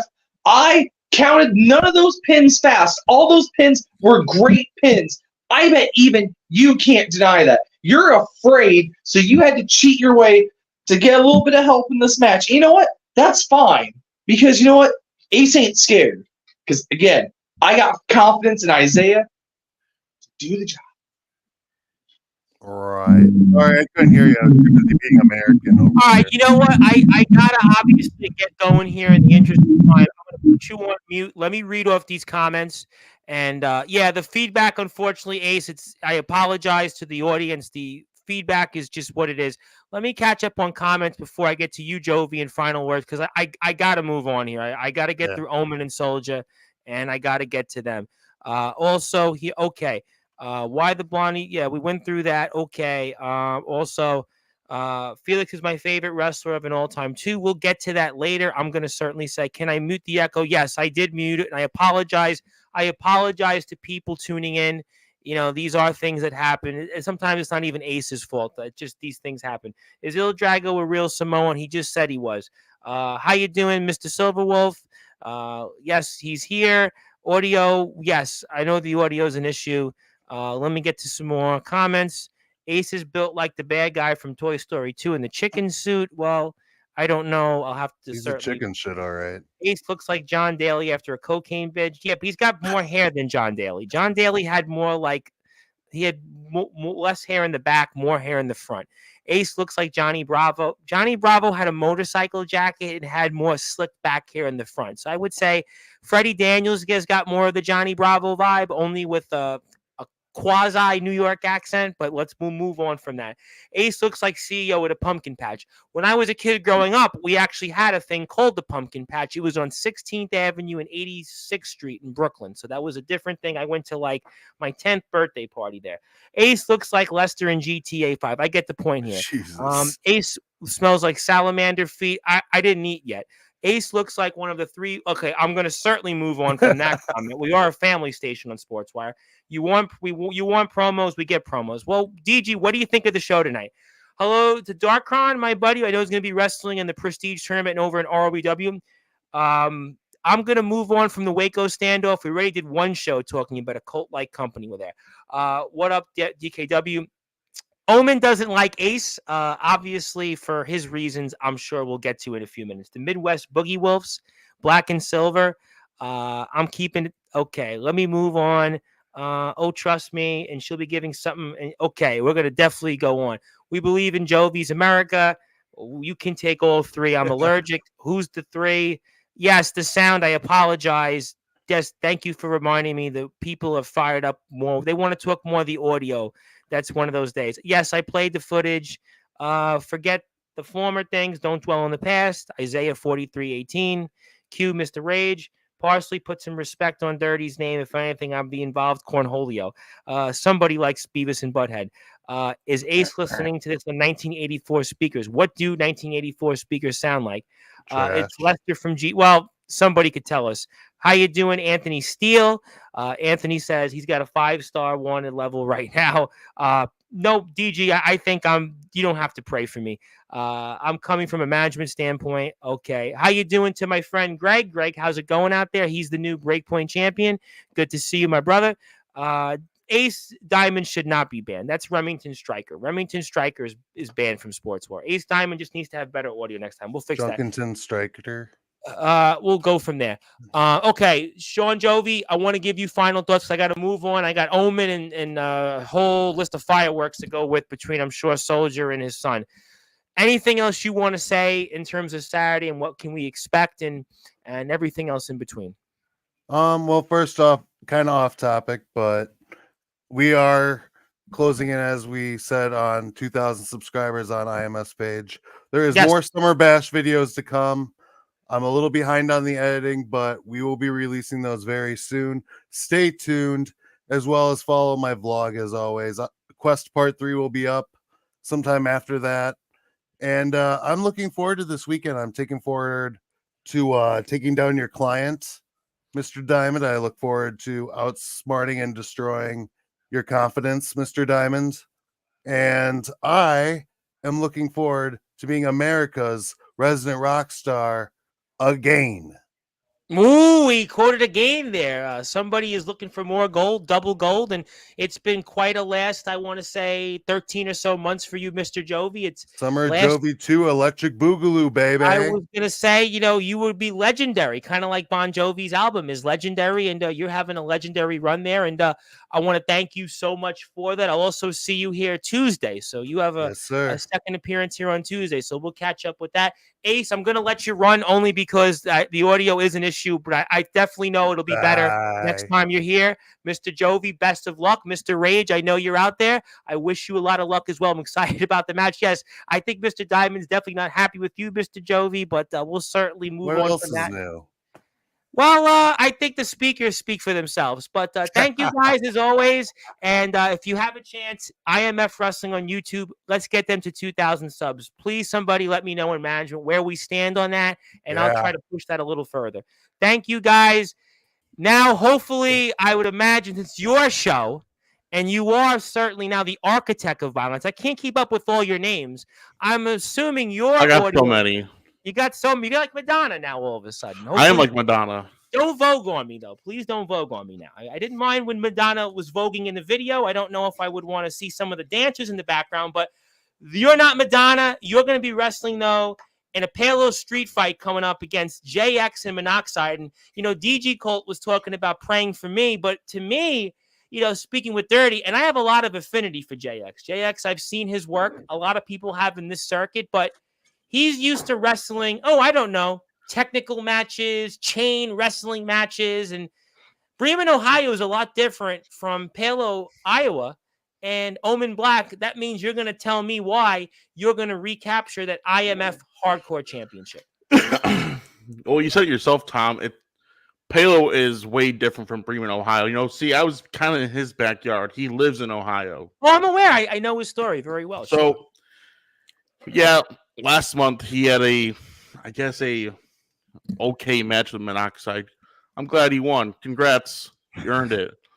But, Jax, you wrestle with someone who's not familiar with hardcore wrestling. You're really not. But for me, that's all I do. That's all I am is hardcore wrestling. I was going to say, I have a lot of affinity for JX, but, with all this with the most respect humanly possible, Jack Delta, CJ Black, Monoxide, guys like C Money, guys like Jacob Collins, guys like Jason Storm, sort of, they're not in your wheelhouse. They're not in your wheelhouse. I mean, they're names that do excellent wrestling. They have an excellent ability in the ring, but it's not Omen Black, the architect of violence, the hardcore god, the boogeyman of the Midwest, and that could very well be JX's downfall coming up here this Saturday. I just like my name. I'm the architect. I'm going to be the architect of Saturday when JX finally steps in the ring with me. And I guess last time we were on here, Monoxide, we forgot about him. He could be in the match. Okay, cool. Just get the fuck out of the way, kid. Well, what's up with the poster here? You got JX like this, and you're there. Look at that. I overtowered him. Look at that. Look at that little pipsqueak. Whoever designed that, I'm sure certainly had a maybe who they favored to win. I fucking love how it's like Cyberpunk or Blade Runner 20 or whatever the fuck it is in the background. I actually had to pull out Cyberpunk to see. But anyways, JX, you want to come in here on Sportswire the last time you were here and talk about how you're a 7-star superstar. I'm a 7-star superstar. Yeah, because you attached your name with Jack Delta, who carried you to that 7-star. It's not a hardcore match, if that's what you're telling the audience. I would agree with you partially on that. The match that they had. He would speak facts. Let's speak facts. The reason why you got that 7-star is because of Jack Delta, who has 2. Who would he get one from? CJ Black, who has 3 now? But I think what that tells me, Omen Black, since it's your show after all, and by the way, happy belated birthday once again to Omen Black Jr. I'm sure the future architect of aggression, to quote Megadeth from Countdown to Extinction. I'm sure he'll certainly be doing wonders when he steps into the ring years from now. But what that tells me is that's the ROEW arena. What goes around in the ROEW arena is totally different than the Palo Community Center. That's what it tells me. There's rules in the ROEW arena. When you step in the ring with me, rules go out the fucking window. They jump off the fucking roof.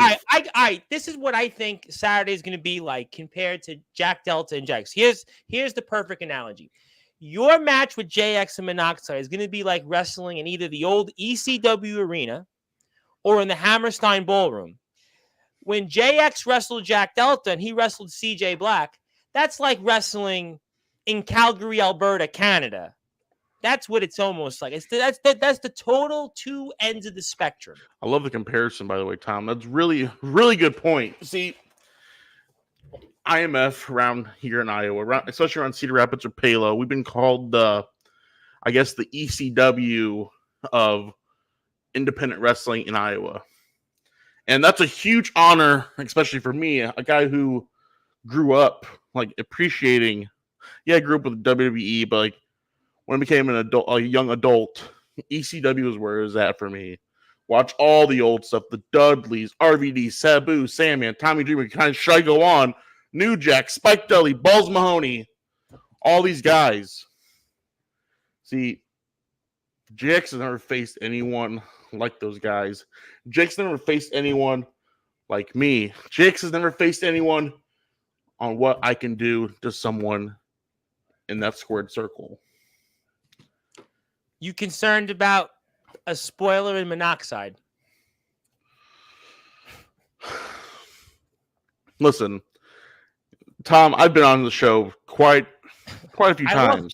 Count how many times you've been. It's your show after all. You know how bad I hate masked characters. Oh, he's no different from Craven Rage. Well, he's get the fuck out of the way, kid. Let me handle my business. But you know that spoilers happen all the time. It's true. Your match was spoiled. Spoiler, Tom. I'm gonna walk out IMF Hardcore Champion for a third time. I got that, but you were spoiled in a way, losing the title. I don't even want to mention the guy's name that cost you that match last month in Palo. I mean, you were spoiled to begin with. So you know where was he in Summer Bash? That would be a good question. I haven't seen him on my screen. You'd have to ask. You guys were there. Talking about the Essential and Rob Slater. Where the fuck were you at? I know you're watching this, you son of a bitch. You think he is? You really? Or is he in witness protection? No, he's definitely watching. If Parsley was on here, he's definitely watching, jerking the curtain to his fucking buddy. Rob, where the fuck were you at? See, you talked all this game on Sportswire. You got yourself into a fucking bit of a pickle. And now when Summer Bash came, you didn't want to fucking... You didn't want to step in the ring with me. You're saying that he read the tea leaves more or less like that one masked man you mentioned for the past, I don't know, what's it been, a year and a half, that one masked man? Tom, we're grown adults. Let's use names. Names are powerful. They describe and this time we mention names, I'll hear it from all day tomorrow. All right, let's go with names. Let's play this game. You and I know each other a long time by now. Let's go with names. You want to play names? We'll do it. Let's play names. Craven Rage. Next. Yeah, I've been mentioning that man for so long. And he's going to be here Tuesday. He's going to tell us. He's irrelevant to me now. The backyard nightmare, and he's the ruler of the yard, and he's sinister now, and we're going to have all those guys in Wisconsin. We're going to have Nicholas Crenton and Darkfire, who, even with Justin Parsley giving them a little bit of fire to almost light their fire, to quote Jim Morrison in The Doors, I don't know what fire they gave us in terms of what they're going to compete with Ox McCoy. Maybe it'll be a different show on Tuesday. I don't know, but we can keep going. You want to keep going? We'll keep going. See that, Tom? I played the system once again, using Craven Rage as a stepping stone. I stole his thunder here on Sportswire. Now Sportswire is mine. Craven Rage is a second thought. It was his platform before you were here. Yeah, it was his platform before you came here. You stepped foot and introduced yourself to him about, I want to say, almost a year and a half ago. And since then, it's been a totally different world. People can hate me all the fuck they want, Tom. I don't care. I truly do not care. See, I played the system when I got my match with Anthony Steele. I became relevant. I played the system with Craven Rage. And I own Sportswire. This is my platform. You're welcome. You own it. You own it. It's yours. It's all yours.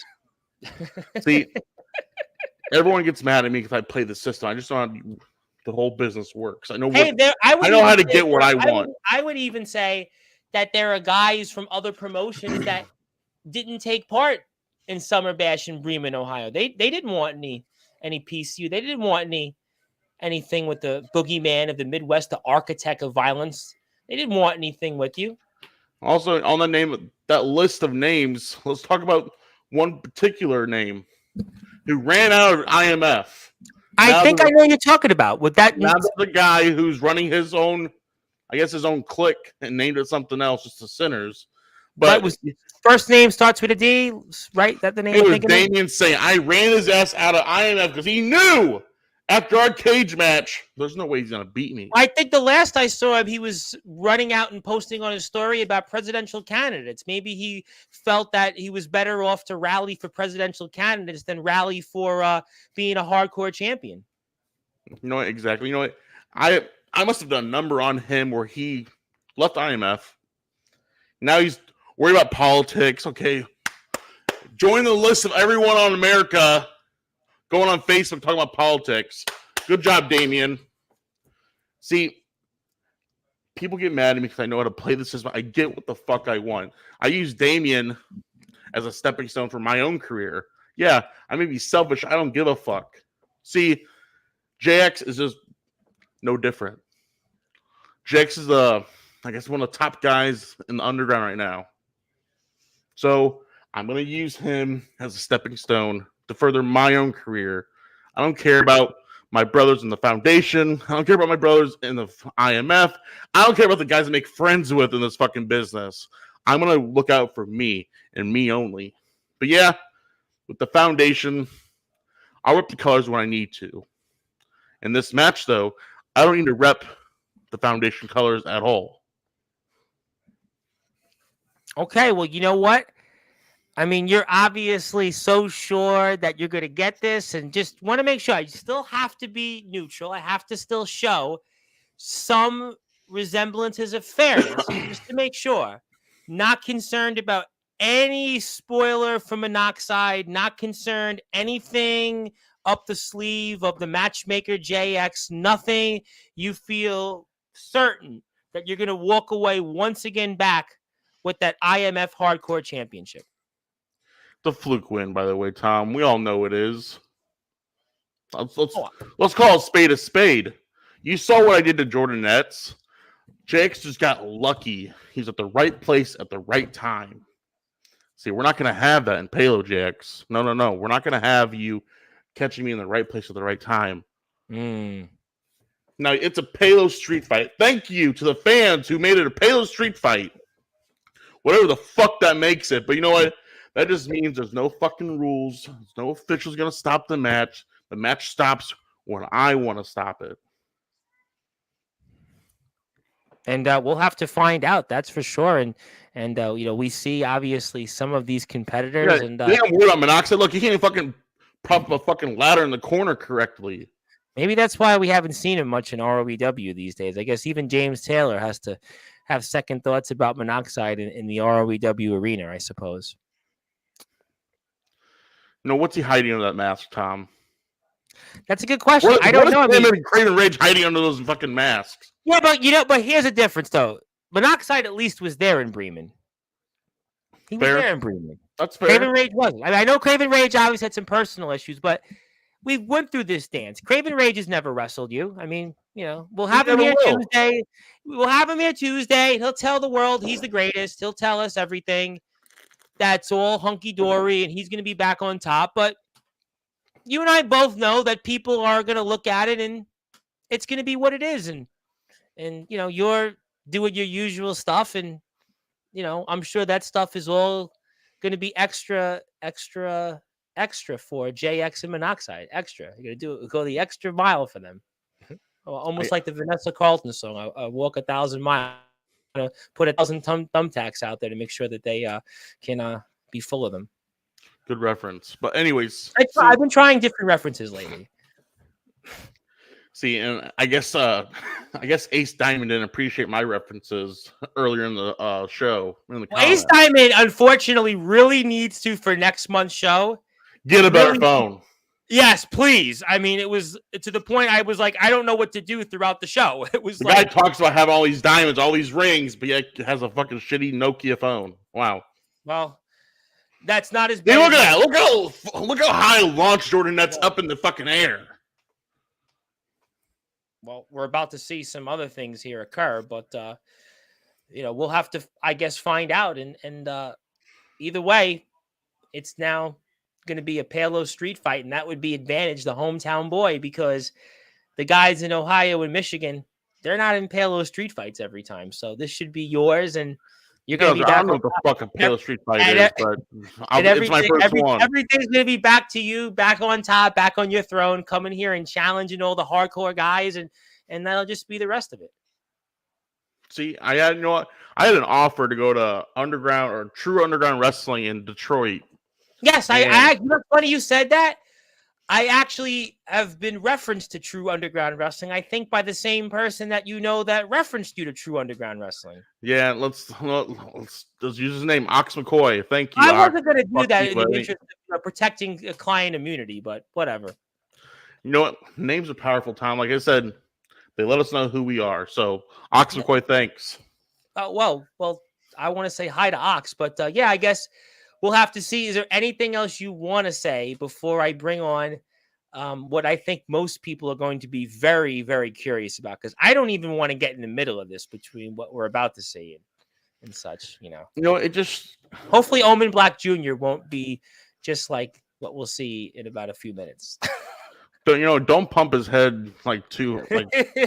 He's already I gave him three shout outs on Tuesday. I want to make sure that it was. He saw him. He saw him. Oh, okay. Oh, good. I want to make sure. He's dead. And I did that in Osiris's spot, nevertheless. I think Osiris wished him a happy birthday. I think Osiris did. So yeah, he came up to me like, "Dad, Tom said my name a couple times tonight." I'm like, "Okay, go to bed." Yeah, well, I'm not going to get in the middle of that, Lord knows. But all right. So I think he just right time. Well, JX had the right place, right time in Bremen. I don't know if you saw that, Tom, but if you rewind 10 seconds, look at his leg. All right, let me come back to it before I get Omen and I think what most people want to see. Okay, here we go. Watch how he lands. Watch his leg.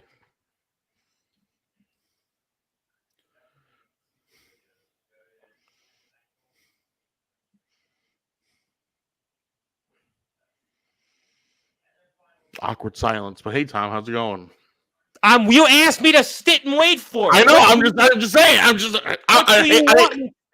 I actually am watching to see it. Yes, I saw the awkward. You were waiting for me to sit there and watch it. It's your. I know. I hate awkward silence. All day, and you. I want to say something, Tom, so you can break the silence. Love you, buddy. Don't yell at me. No, well, it's Depeche Mode. I mean, it was Depeche Mode, but you see, he has a weakness right there. See that leg? He's favoring it. See, I'm perfectly just fine for Summer Bash. But here's the difference. The difference is, Omen, you do this every week or every other week. Like I said 20 minutes ago, when you wrestle Jack Delta, when you wrestle CJ Black, when you wrestle those guys, they're phenomenal competitors, whether you like them or not. But they're not wrestling the kind of matches that you're wrestling.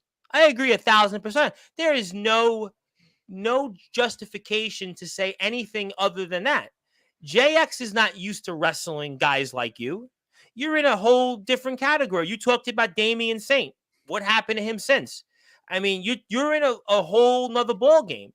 He's used to, again, wrestling guys that are phenomenal technical wrestlers, phenomenal chain wrestlers, guys that maybe can mix it up a little bit, but their style is nowhere to what you bring out. Absolutely.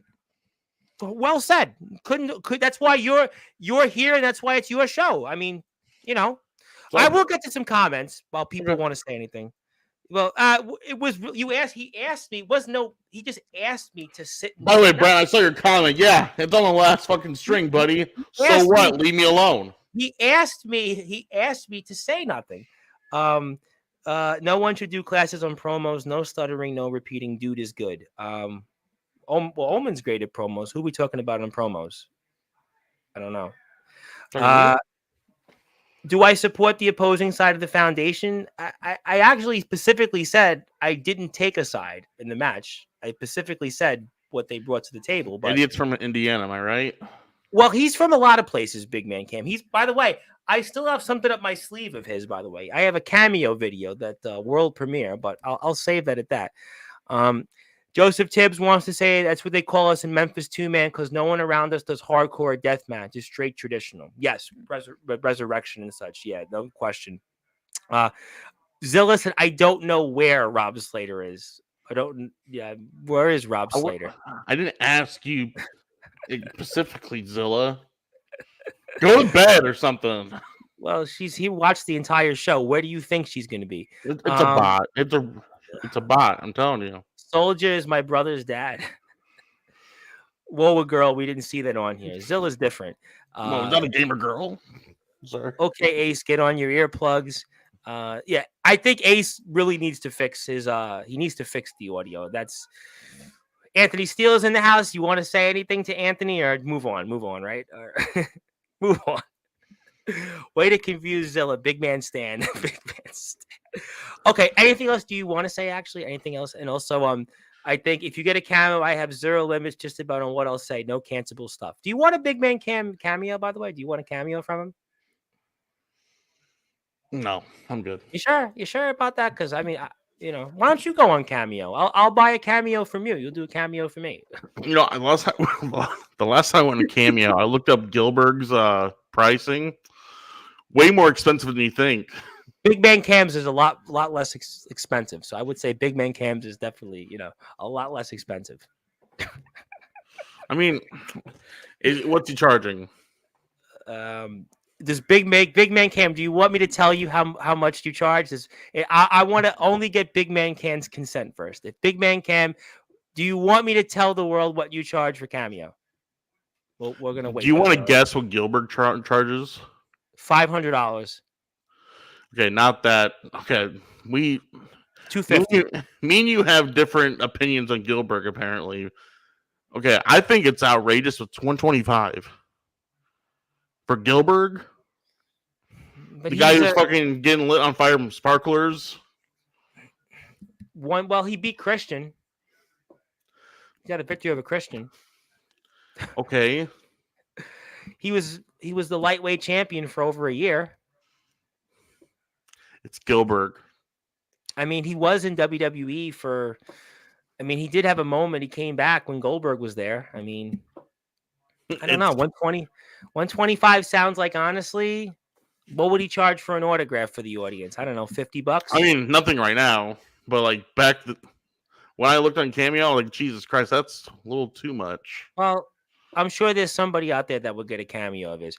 And Big Man Cam said I could reveal it, $10. So I paid $10 for the Big Man cameo. I wanted to support a fellow. That's not that bad. I appreciate it and I respect the honesty. To me it's like a penny for most people. Yeah, I'll give you $10. I respect the honesty. Yes. This is a wrestler I thought Gilbert Gottfried. Gilbert Gottfried would charge about $125 for a cameo, wouldn't he? I only can imagine. All right, I got the shout out to Tom.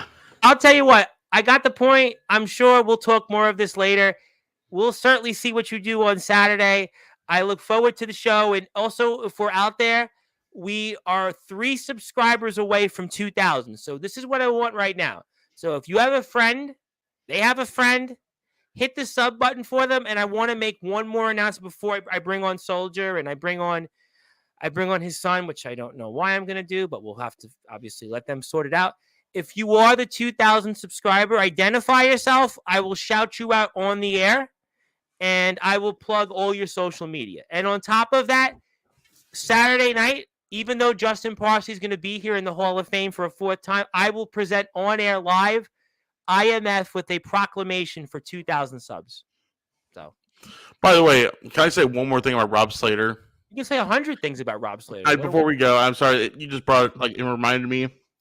What? Okay, so on Sportswire, when he was on here, yes, I made a challenge on a Monday night, yes, to Tom. Hey, whoever wins between me and Rob Slater gets another Hall of Fame induction. Correct. Yes. That motherfucker fucked me out of it, Tom. I got good news for you because it's funny you said that because I was actually prepared for an answer because obviously we're certainly quick on the feet there and somebody was saying make a bunch of alts and subs, but I've actually got an answer for that. So since Rob Slater obviously.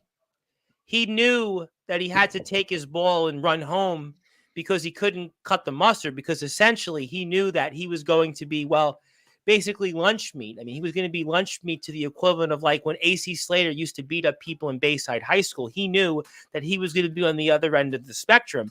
He knew what was obviously best for him, and he knew obviously that he was going to basically take his ball and go home. And we saw Justin Parsley do his own, basically take his ball and go home away from Rob Slater. So since we've seen that all happen, I will make sure that I make it up to you. Not because it's your platform, not because I'm employed here 24/7. Not because I'm twisting your arm to do it. Nope. Actually, we haven't had this conversation quite, but I will induct you into the Hall of Fame once again by the end of the month. Boom! Good guy. Sorry. You know why? Because Rob Slater, to be fair, he didn't show up. So technically, you win by forfeit. Thank you. You do it by forfeit. I mean, technically, because he didn't show up. So technically, you didn't win by forfeit. And congratulations, by the way. The IMF has officially hit 2,000 subs. and that is via Big Man Cam, because Big Man Cam says that he's got 3 other YouTube pages that he didn't subscribe to. So, I mean, first of all, before we do anything, Big Man Cam, if you had 3 other YouTubes, why didn't you subscribe already to the IMF's YouTube pages? That's the first one. No, obviously, congratulations to the IMF guys. All jokes aside, thank you, Big Man Cam. Got us 2,000. Yes. By the way, I'll see you in court tonight, Tom. Oh, I thought we were doing that another time because I was told we weren't doing that. Oh, right now. Okay then. You're the judge. So I was told by the man that's coming on right now, and that's gonna now it's gonna really cause a World War III. But thank you very much. We're gonna move on. Soldier GP. I think I get to bring this person on, and am I bringing on somebody else here, or are they waiting here for a few minutes? I think we're gonna let father and son talk first, and then we'll certainly say hello. But who wants to go first? Actually, the challenger can go first. The champ can go first. Well, do you guys still live with each other? Nah, he's been staying at his mom's house. Oh, so you guys don't live with each other anymore? He talks a big game and then he runs off. That's what it is. Talks a big game and he runs off. So go ahead, kid. Go ahead, Parsley Jr. Hit me with your best shot. Title Saturday. Because I'm going to beat you. I'm going to run off with your title Saturday. The only belt that you're going to be touching on Saturday is this belt right here when I beat your ass with it. You ain't touching me with that. See, I listened to your thing. Your big shot at the champ, kid. I listened to it. You stood your ground until that ending part when you mumbled and you stumbled. When you said you were going to win the world title. You know why you mumbled and you stumbled? Because you knew it was that moment that you fucked up. You realized you don't believe your own hype. That when you go against Daddy Soldier is going to put his little son back in his place.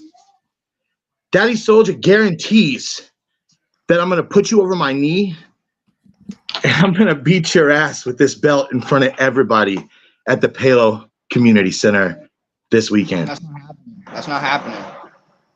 Felix, can I ask you a question? Because you said a lot what a lot of people have been talking about. And the last thing I want to do is get in the middle of a father-son situation. And, I've been doing this a long time, and I don't know if I've ever really seen or experienced anything like this. And I was even thinking about in wrestling history, and I don't know if I've quite seen this. I mean, David Flair turned on Ric Flair years ago because he saw Torrie Wilson's body, but in that case, I might have have done the same thing. But in this particular instance, I don't know if I've seen something like this to this degree. And I mean, was Soldier? I mean, I really can't believe I'm saying this because I really don't want to get in the middle of this. So I say this with all due of really no particular reason to, other than just as a journalist, if you want to call me that at this point, although some people might call me a lot of other things.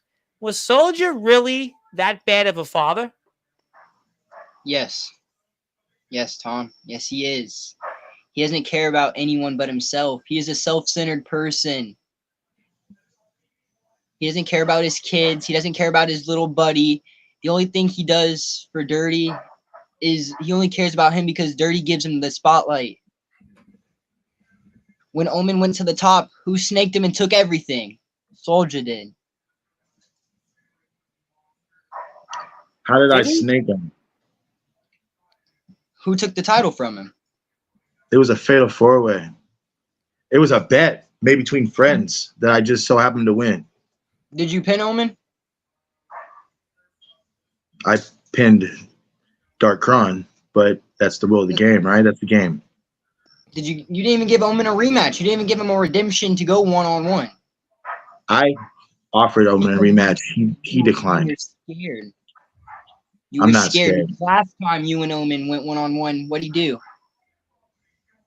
He beat me, but he did exactly what you just did to me. See, you repeated. See, you want to think that you're all original and all that, but you only did what your little brother did to me last year.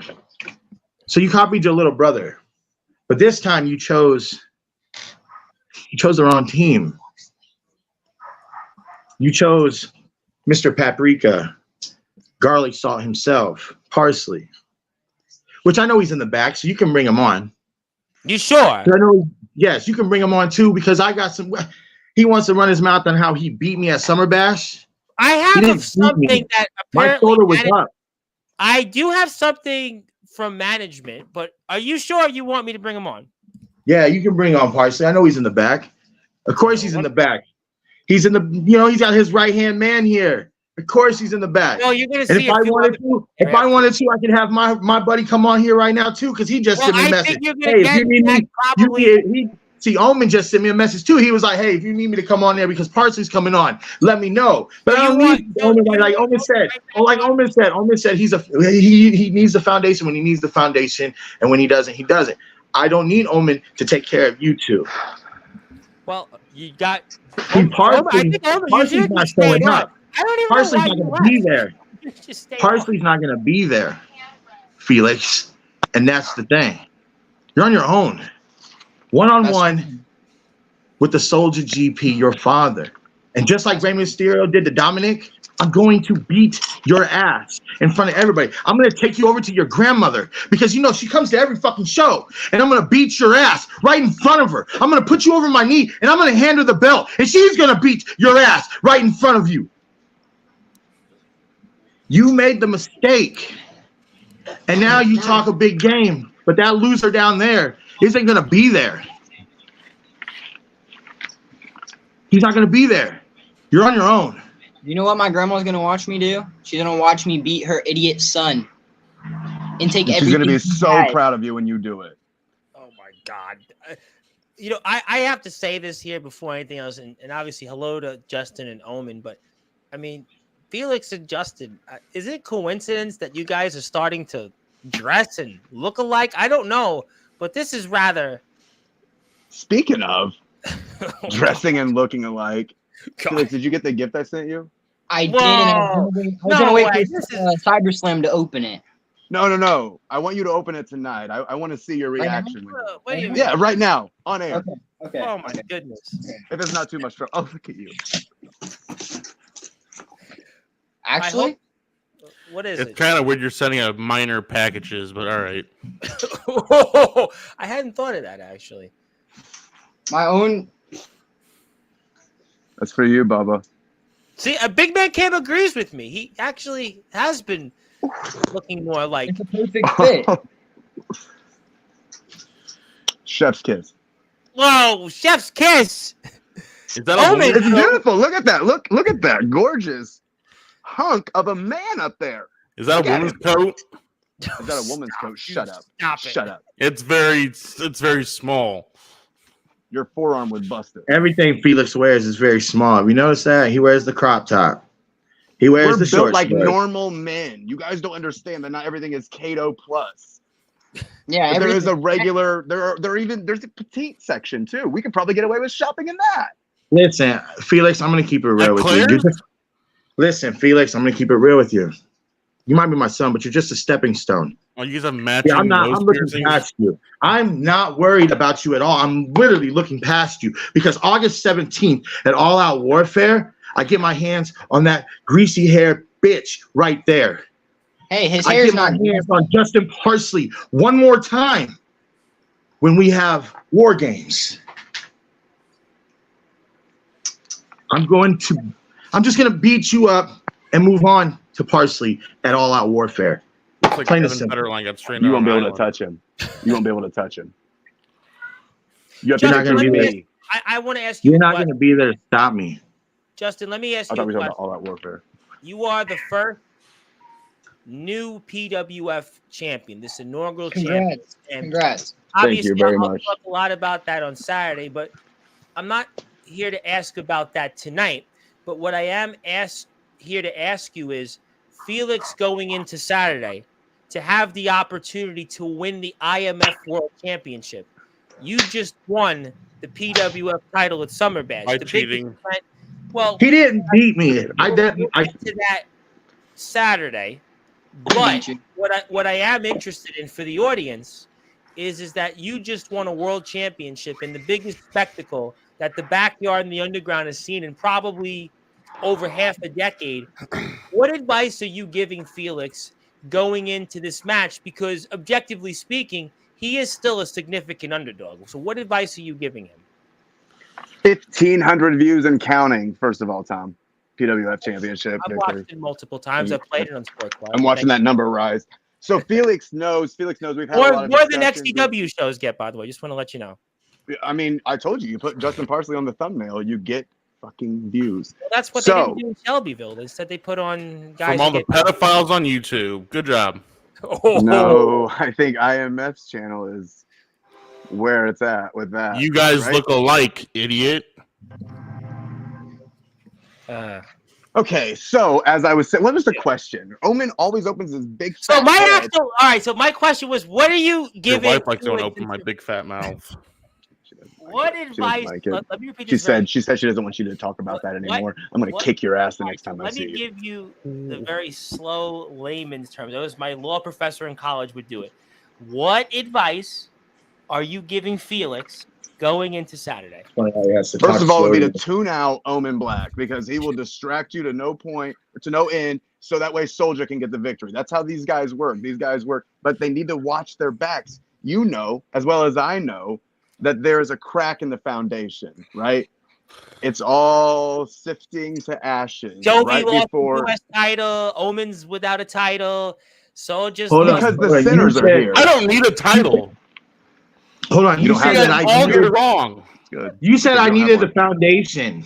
When I beat you at Summer Heat, I didn't have anybody help me. You tried to have people help you. You had your family there distracting me. That was a distraction. Your mom threw cake in my face. You had people come in the my ring. eye. I was put hands on the me. rest of the match. And you hit me with a picture frame. Last time I checked too, let's go to Rage in the Cage. After I just whooped Damian Saint's ass, you all came out to jump me and Soldier. Well, you know, I've received a video, idea. and I think it's a good time for me to play it. I do have a video that I'd like to play for the audience, and I've received this from management, and I've been actually authorized by management to play this video. So I have to play it. And again, I'm authorized. It's the IMF show. Contractually, I'm obligated to play it, and it's Omen's show. So, I mean, this is, again, it's so I have to play it. So I'm going to play it for the audience. I'm going to sync it up here for those that are listening and watching. There we go. So, do you recognize this at all? Anybody remember what happened here in Bremen? Shoulders. Yeah, my shoulder goes up right there. Keep playing it. And he hasn't tapped it. Yeah, my shoulder's up before the 3 count. But there's the 3 count. There it is. We'll play it one more time for the audience. Shoulders This time up. I'll play it one more time. So here we go. There you go. Here's the ref coming in place. 1, 2, and then shoulders up right there. And he's got a little bit of fidgeting there. He's like fidgeting a little bit. He's looking right at my fucking shoulders and still counts to 3. Knowing my shoulders up. Shoulders up.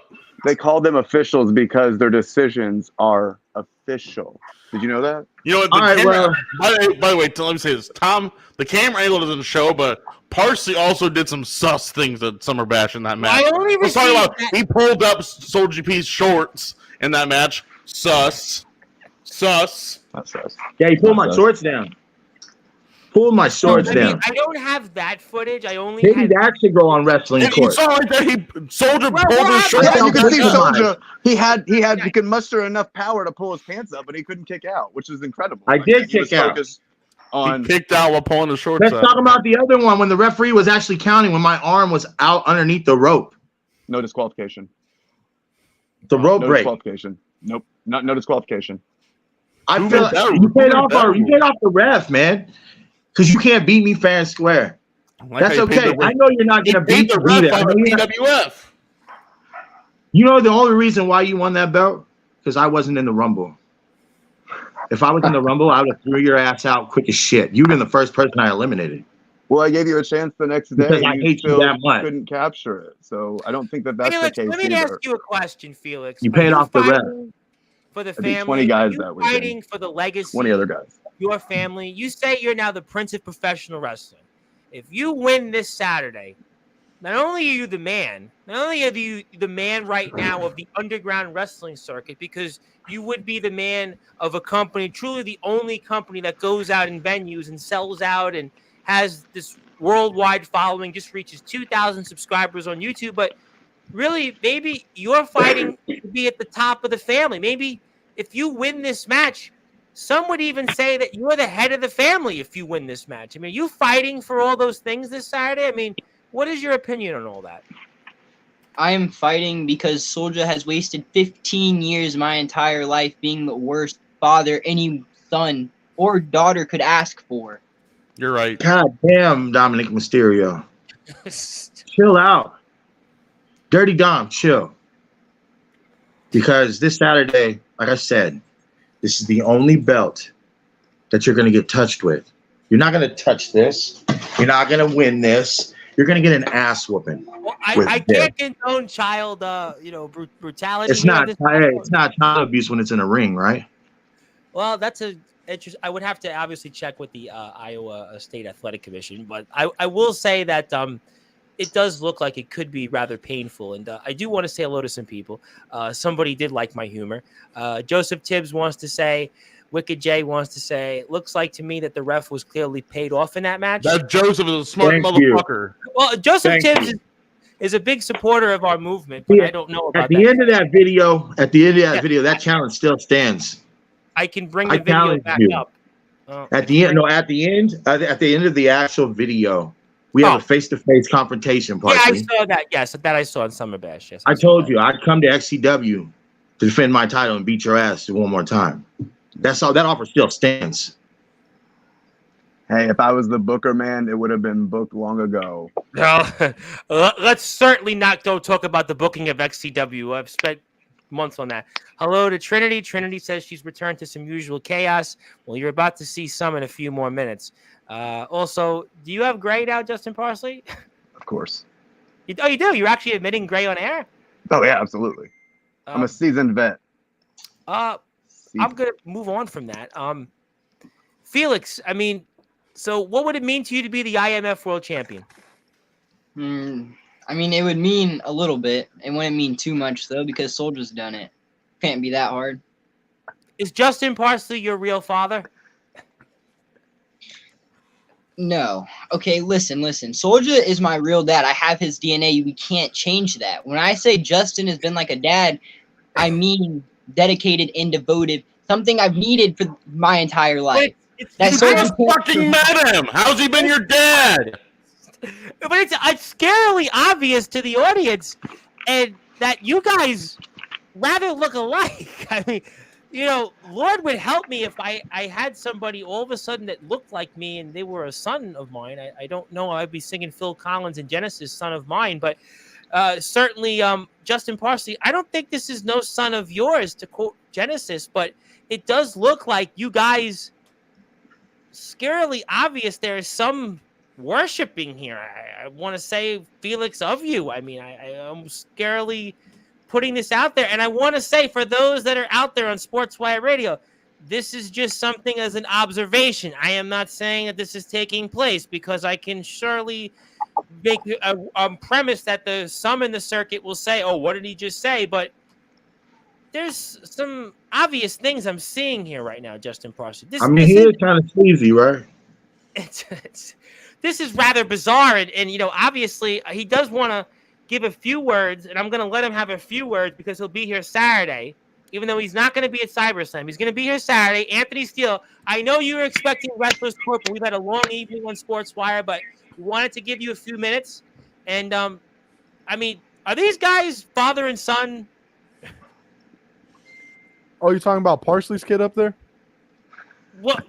Oh, Jesus Christ almighty. Okay, all right. Yeah, Parsley's kid's going to whoop Soulja's ass. I promise that. You mean to tell me that that's Parsley's kid? How long could you? Let me. No. Let me ask you a question, Felix. I have a lot of respect for you. I think you're a young, up and coming talent. I think you'll do a lot of great things in the industry. I don't know enough of the details to say what Soldier's like as a father. I've known Soldier for a year and a half, and I say this on and off the air. I've found Soldier to be nothing more than a stand-up guy to me, and I've enjoyed having him here. And I appreciate everything the IMF has done, not only for Sportswire Radio, but the backyard, the underground, the independent wrestling circuit. But I'll also say with the catch, I don't know what's it like in somebody's dinner table. I'm not there. I'm not a fly on the wall. But I have to ask you. Neither a Soldier. I'm going to move away from that, Anthony. I'm sure we're going to talk about that Saturday. But Felix, let me ask you a question, though. With all those things being said, how long have you known Justin Parsley? How long have you known? 2 months since we met in the cage. Let me get this straight for the audience. You make poor choices. Just look at your fucking tattoo. Your car tattoo is a fucking poor choice. You make poor choices following fucking Justin Parsley. That's an amazing tattoo. Show him the flat tire. Show him the flat tire. You're a pedo. You want me to show my thigh, huh? You weirdo. Felix, I'm a pedo. You're looking at a fucking pedo right under you. Felix, I have a lot of respect for you. I think, like I said, you'll be a fine young man one day in life. But just to confirm one more time for the audience, you've known Justin Parsley for 2 months? Something like that. Close. 2, about to be 3. Justin Parsley is the Kevin Spacey of underground wrestling. I don't want to say other names. There's other names I could say, but I really don't want people to get that feeling here. But hey, don't tell me that wasn't a good burn. That was a good one. That was a good burn, but that was a good one. He's got the belt in his hand, and I really want to save that. Shot the 3-pointer and I scored. The Olympics is coming up in a few weeks, but the Special Olympics, Holman would fit right in. 2 months. Anthony, aren't you competing this year? Nah, I did compete. That's right. Shut the fuck up. I did compete at Summer Bash though. Well, you had Nicholas Crenson. Ooh. Well, that was impressive. That Nicholas Crenson victory was really impressive. Hey, listen. And here's the best part about it is, I can say I earned my spot in that ladder match. Rob Slater didn't show up, so I earned mine. So no, you didn't earn shit. Oh, okay. You earned as much as Soldier GP during the Rumble, sitting on your fucking ass watching. Anthony, let me ask you this question. I earned my spot. You're just mad I eliminated you. I love DG, and I have said this before in previous Sportswire shows. A lot of times I have felt like Jenny Jones, Ricky Lake, Jerry Springer, Maury Povich, Montel Williams, Phil Donahue. I think we've definitely delved into that territory. But Anthony, let me ask you this. You have obviously been the most controversial figure in backyard and underground wrestling history. You're going into the Sportswire Radio Hall of Fame next Wednesday for those reasons. You'll be here Saturday. But I do want to ask you, Felix is a boy, pretty much, right? I don't know, maybe an adolescent. I don't know. He's a young man. He's a young man. He's a young man. Tom was right. Tom was right. Hey, he's about to be the youngest IMF world champion. He's known Justin Parsley for 2 months. Could someone really be? No, help me out. Could someone be a father figure after knowing someone for 2 months? Yeah, if they're grooming. Hey, listen. Don't give people that idea right now. If you all want my answer, the answer is yes. Because a father just a guy who's been groomed. A father just busts in a girl to create a child. A dad. I understand how a child. A dad is the one that steps up, and obviously Parsley stepping up for Felix. Because Soldier, if Soldier wanted to be his dad, why is Soldier pushing him back of the line and making to where he can't shine so that way he can have the spotlight? See, Felix deserves the spotlight, and come this Saturday, Felix is going to have all the spotlight he needs. But couldn't you make the argument that Soldier's giving Felix? To play devil's advocate, couldn't you have made the point that Soldier's given his son a chance to be in his promotion, is giving him opportunity after opportunity? Wow. Hey, Felix. Daddy gave you a chance in a promotion. It's okay. There's a bunch of other ones around. Like XCW on the curtain. XCW wouldn't give him, but wait a minute, no.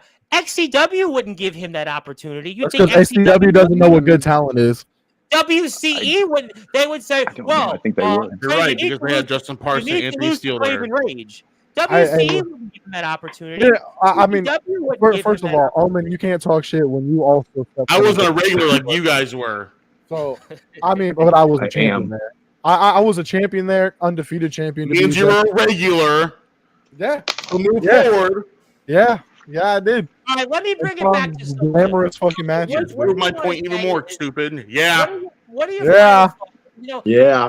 I have to say this. Yeah. Objectively, I've known you 18 months, and I can honestly say I don't know enough about this whole father-son predicament, but I found you at least in my dealing with it, and I deal with a lot of people in the world, and I want to say to the audience, my day job, one of them, is actually kind of mediating things and giving people. As a matter of fact, I actually gave Anthony some advice in a situation like that. This is one of the roles that I'm actually certified for in the world, and I found you nothing more but to be a pretty direct and stand-up guy. I mean, so like, I don't know enough about this father-son thing, but what are your final words in all this? Because something tells me that this is not the last I've heard of this, and I think we're going to be talking a lot about August 17th after Saturday for whatever reason.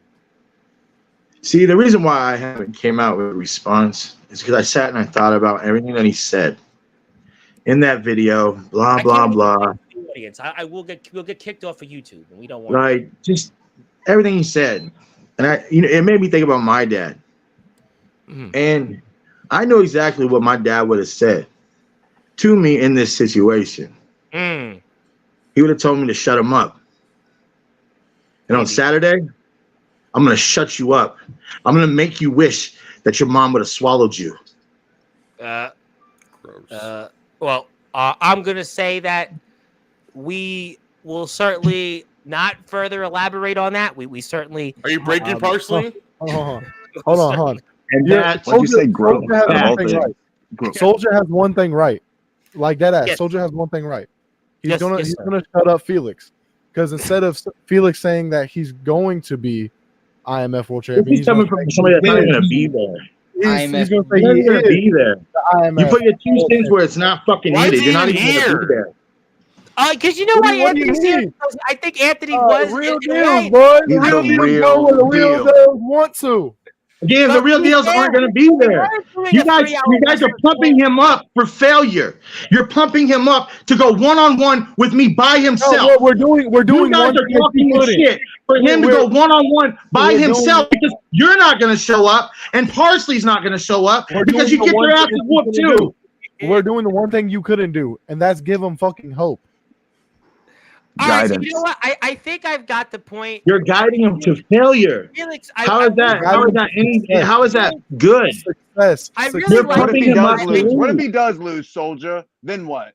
What does he know what to do? Did you teach him that? Then he can life see lesson that about you're dusting a false yourself off idol. and doing it all You're a over false again? idol. Because Hold on. But that's Felix knows how to lose. He's been doing it all his fucking career. You're the one to talk. Who took the U.S. title from you the first time? Fluke Dipshit. win, dipshit. Fluke. And I want to thank Hillbilly Tilly because he just shared the video on X and basically said this is really interesting here tonight because I think people now, this is what I thought it would turn into. This has turned into a version of Ricky Lake, Jenny Jones, Maury Povich, Montel Williams. I think that's really what I should be doing. That maybe I should be doing a Montel Williams or a Ricky Lake show. I mean, yeah, maybe I'll do the Go Ricky instead of doing the long intro with number one Global Sports Show here. But I mean, let me ask you. It's like the world outing Kevin Spacey. Boom with the twofer. Fuck you, Parsley. Do you consider Justin Parsley a role model? You do?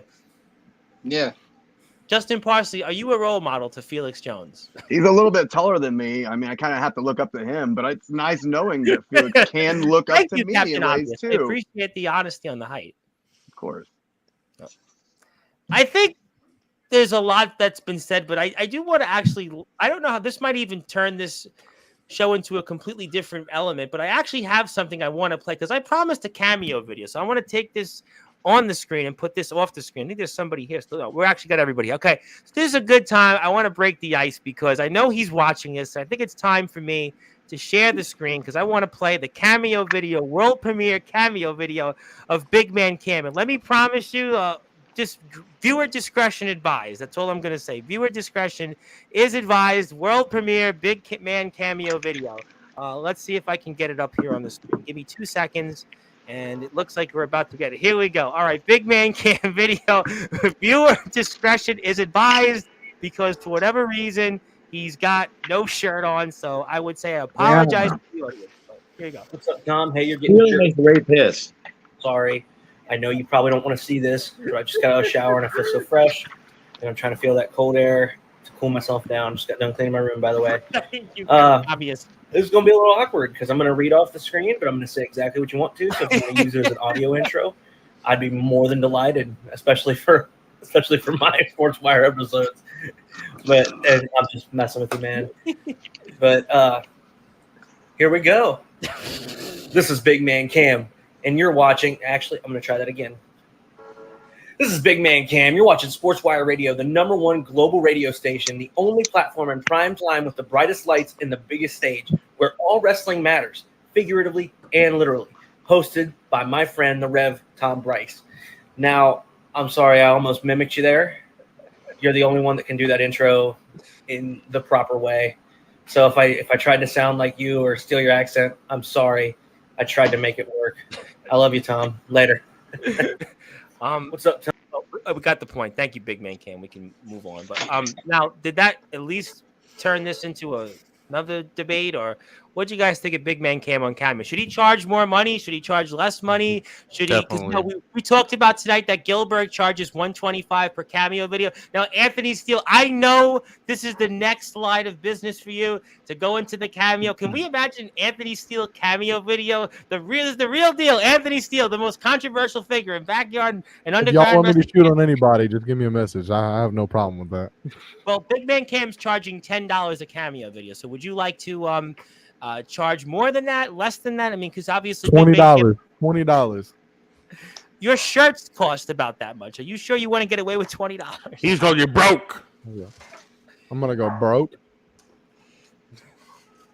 You don't get the joke. You don't get the joke. You're young. I forget. The main thing is, this is what I want to say. You have to get to the Palo Community Center. You have to get there Saturday. There is still a few tickets available. I am buying one ticket for one lucky fan. You know what? Maybe Anthony Steele, you want to go on my behalf. You want to show up to the Palo Community Center. You want to cheer on Felix Jones and Soldier GP. You want to cheer on he won't. Regain his He won't. hardcore championship. You're wasting You your want to time. go out there and watch Nicholas Crenton and Darkfire maybe try their luck against Ox McCoy. You want to go out there and watch Sean Jovi and Isaiah Rage. I am actually donating one ticket to one lucky person. So maybe it's you. Maybe Justin Prosser, you maybe before you get inducted into the Sportswire Radio Hall of Fame before time, you want to go to the crowd. You want to obviously have a ticket. Why would we waste our time? Because you might want to see father and son wrestle. That's a real big deal. And yeah. Why would you waste your time? You wasted all the fucking time you got on the Sportswire tonight. Run your fucking mouth. But That's what I do. Time. That's what I do. That's what I do. That's why I'm going to be good at cameos, because I run my fucking mouth, right? Because that's all I can do. Since you were the It's first, all right. It's all right. It's kind of what I'm known for. Also, Justin Prosser, you were the first PWF new champion. Are you now going to do cameos, or is that going to be Rob Slater's job? Maybe. No, I got it. Maybe Rob could actually hold the camera button for you when you're doing the cameo, since Rob's out of town and you obviously left him high and dry and you made sure he was the Marty Jannetty of the real ones. Maybe. Yeah. Speaking about that. Speaking about him. Speaking about Rob, I want to put my input on that. Oh, I would love to hear that. He's going around telling everybody he's talked to me. He ain't talked to me. He ain't got a hold of me. He ain't text me, he ain't tweeted me, he ain't Instagram me, he ain't found me on TikTok, he ain't found my phone number, he ain't done shit. But he wants to tell everybody else that he's reached out to us after bailing on Summer Bash. Who drives to Summer Bash and then leaves and not come and then doesn't do his match? Is that a real one? The essential one. That's a real question. Yeah, that's a real question. Sounds super essential. That wouldn't that sound like more of a thing is he was there that morning. He was there that day. He went to the hotel, he came back, and no, he didn't come back. Sorry. His wife came back. So what was the point then? Sometimes you just gotta walk away from situations. Walk away. He came, he went, he saw. Yeah, you know how to pick them, Parsley. That's your partner. Hey, I walked away from that situation. In her case, she scooted away. You know what I mean? Well, I think I got the point. She had a broken leg, Parsley. Well, ladies and gentlemen, she had one of those leg wheels things. And that's what set him off. Well, a lot of things have set the audience off here tonight. But you know what? Before we go, one more time, I want to put that poster up here on the screen. Palo Community Center this Saturday, IMF World Heavyweight Championship match, father and son, falls count anywhere. Palo Street Fight, Monoxide, Omen Black. Yes, that's JX, the matchmaker. We've got Ox McCoy, Urich the Viking against Nicholas Crenson and Darkfire. There was no reason to put them on the poster. We just had Ox and Urich there. No shade on them. We love those guys. Sean Jovi and Isaiah Rage. And yes, that's Isaiah Rage holding the U.S. title. You've got a slew of other matches, the Switchblades and the Midnight Express. You've got a whole list, the Midwest Express. You've got a whole MWA tag team titles on the line. More information, IMF Wrestling YouTube, IMF_Wrestling Instagram. They're on TikTok now, Facebook. They have reached 2,000 subscribers. I will present to them a proclamation Saturday night. With that, we're putting Omen Black into the Hall of Fame for a third time. That'll be on July 31st. He'll be here on the 31st to be in the Hall of Fame a third time. He'll be getting inducted, and Justin Parsley's here for the fourth time. Anthony Steele's getting inducted to be the most controversial figure in backyard underground wrestling history. Felix Jones, hopefully you just come out of the match alive on Saturday, and you can have a phone call, I guess, with Justin Parsley. Do you guys FaceTime, by the way, or is it FaceTime Every night. or Instagram Every Live? night and every morning. So it's faced. Grooming. Move on. Does anyone have some biscuits? I don't know about that. They like more biscuits and gravy. How tall is Justin Parsley? Taller? He's 4'3". I'm 6 foot tall. Shut up. You really are 6 foot tall? 6 foot tall. Oh wow. So Rob Slater. He's 4'3". Don't let him lie. I'll wear a shirt next time. He's like Kerry Von Erich. He has fake legs. Both have deadbeat dads. I don't know anything about that. We are going to move on. Gentlemen, thank you so much. I'm probably going to see some of you Saturday and a lot more. And oh, by the way, Jackson Law's here Sunday night.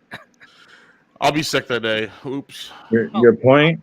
Well, your point? That Jackson Law's your point? I'm sure Anthony will be here. Is his dad going to be here too? You know, Fletch. Oh, Jackson. Oh, no, Fletch isn't Joshua Allen. So yeah, no, that ain't gonna happen. I don't know his play toy Parsley gonna be here. If Parsley wants to be here, I mean, I'm sure he'll want to be here. It's Parsley will want to be here. I'll be a 4-time Hall of Famer. Of course, I want to come in. Is Felix Jones going to want to be? Is Felix Jones is going to want to be here? All right, we'll move on. Thank you, everybody. When does Parsley go into the Hall of Fame again? Saturday. Saturday, 10:30 p.m. Eastern time. And then you also said that you're going to give us something special on that same day. So it feels like Fletch always says it always ends up IMF. So you mean to tell me before we sign off that Justin Parsley without the IMF would be, I don't know, like Hayden Fex in XCW, Jesse Justice would be kind of like the likes of, I don't know, Santiago Cruz. Are you saying that Justin Parsley without IMF? I'm saying he was without us in XCW. He was kind of moving towards catering. Like if you notice that, beat him. Everybody's beating him. Everybody keeps beating him. He's like one theme song away from going to the catering. So you mean to tell me that Justin Parsley would have been released by XCW if it wasn't for IMF? I'm just saying people wouldn't know who he was if it wasn't for us now lately. Would you be saying that he would set the ring up in CBW? Isn't that? I mean, it's really small in there, isn't it? CBW is like really well, you know what? I want to get to some business as the owner of PWF real quick. Yes, we can do that. We can put that link up. Yes, sir. Hey, Justin, next month, buddy, you better show up early because guess what? In the pre-show, you're going to run the gauntlet for that title. What? Say what again? He's going to run the gauntlet and put the PWF title on the line. What? To quote James Taylor, who's in the match? Who's in the match? To be announced on a later day. Because I've defended it within the last 30 days. So under what month reasoning would it be? And I'm going to defend it again next month. And I'm going to defend it in XCW. If Well, you can just let me talk too and just listen sometimes. Listen, get your big old fat out of your ears. That's XCW, bud. Hey, but IMF is also like kind of another home for the PWF title. So we'll see you next month, bud. Well, you know what? I think, boy, does it get interesting on Sportswire Radio. You never know what you're going to get on Sportswire Radio. We really are like Baskin Robbins, 31 flavors. You just never know. To quote Forrest Gump, life is like a box of chocolates when you tune into Sportswire Radio. Lil Dirt, thank you very much for tuning in. Hit that sub button for the IMF. They're at IMF Wrestling. Also support us, Sportswire Radio 6579. I'd like to thank everybody that's gotten to Sportswire Radio for 800 subscribers. And one final thing I like to say. So I have stated last night on the show when I had Devin Adams and the Lone Diamond JJ Stevens on here that when I get to 1,000 subscribers, it will be an all-night open mic. So if you want to roast me, if you want to roast anybody out there, well, really keep it to me. Don't roast anybody else. But anybody from the backyard in the underground wrestling circuit is welcome when Sportswire Radio cracks 1,000 subs. Because guess what? We just cracked 800, and that means we're going to crack 900. And we're going to crack 1,000. Soldier, don't crack me with the belt on the air. I would hope that at least you wouldn't do that to me. If you want to do that to Felix, do it in the Palo Community Center. But yeah, don't do my prized employee. Thank you very much. But seriously, when we hit 1,000 subs, you the viewer, you in the backyard in the underground wrestling circuit, it's your show that night. You got me right there. You're going to get me to 1,000. So when we get to 1,000, you control the show. You take over. Yes, sir. What about the tattoo? The tattoo, I'm going to get, but it's a different conversation. That's a separate I don't thing. just ask, is this still happening or? I want to get the tattoo on the. I can't get it on the air. No, that's fine. But how about how about when you get to 2,000, let's get a foundation tattoo.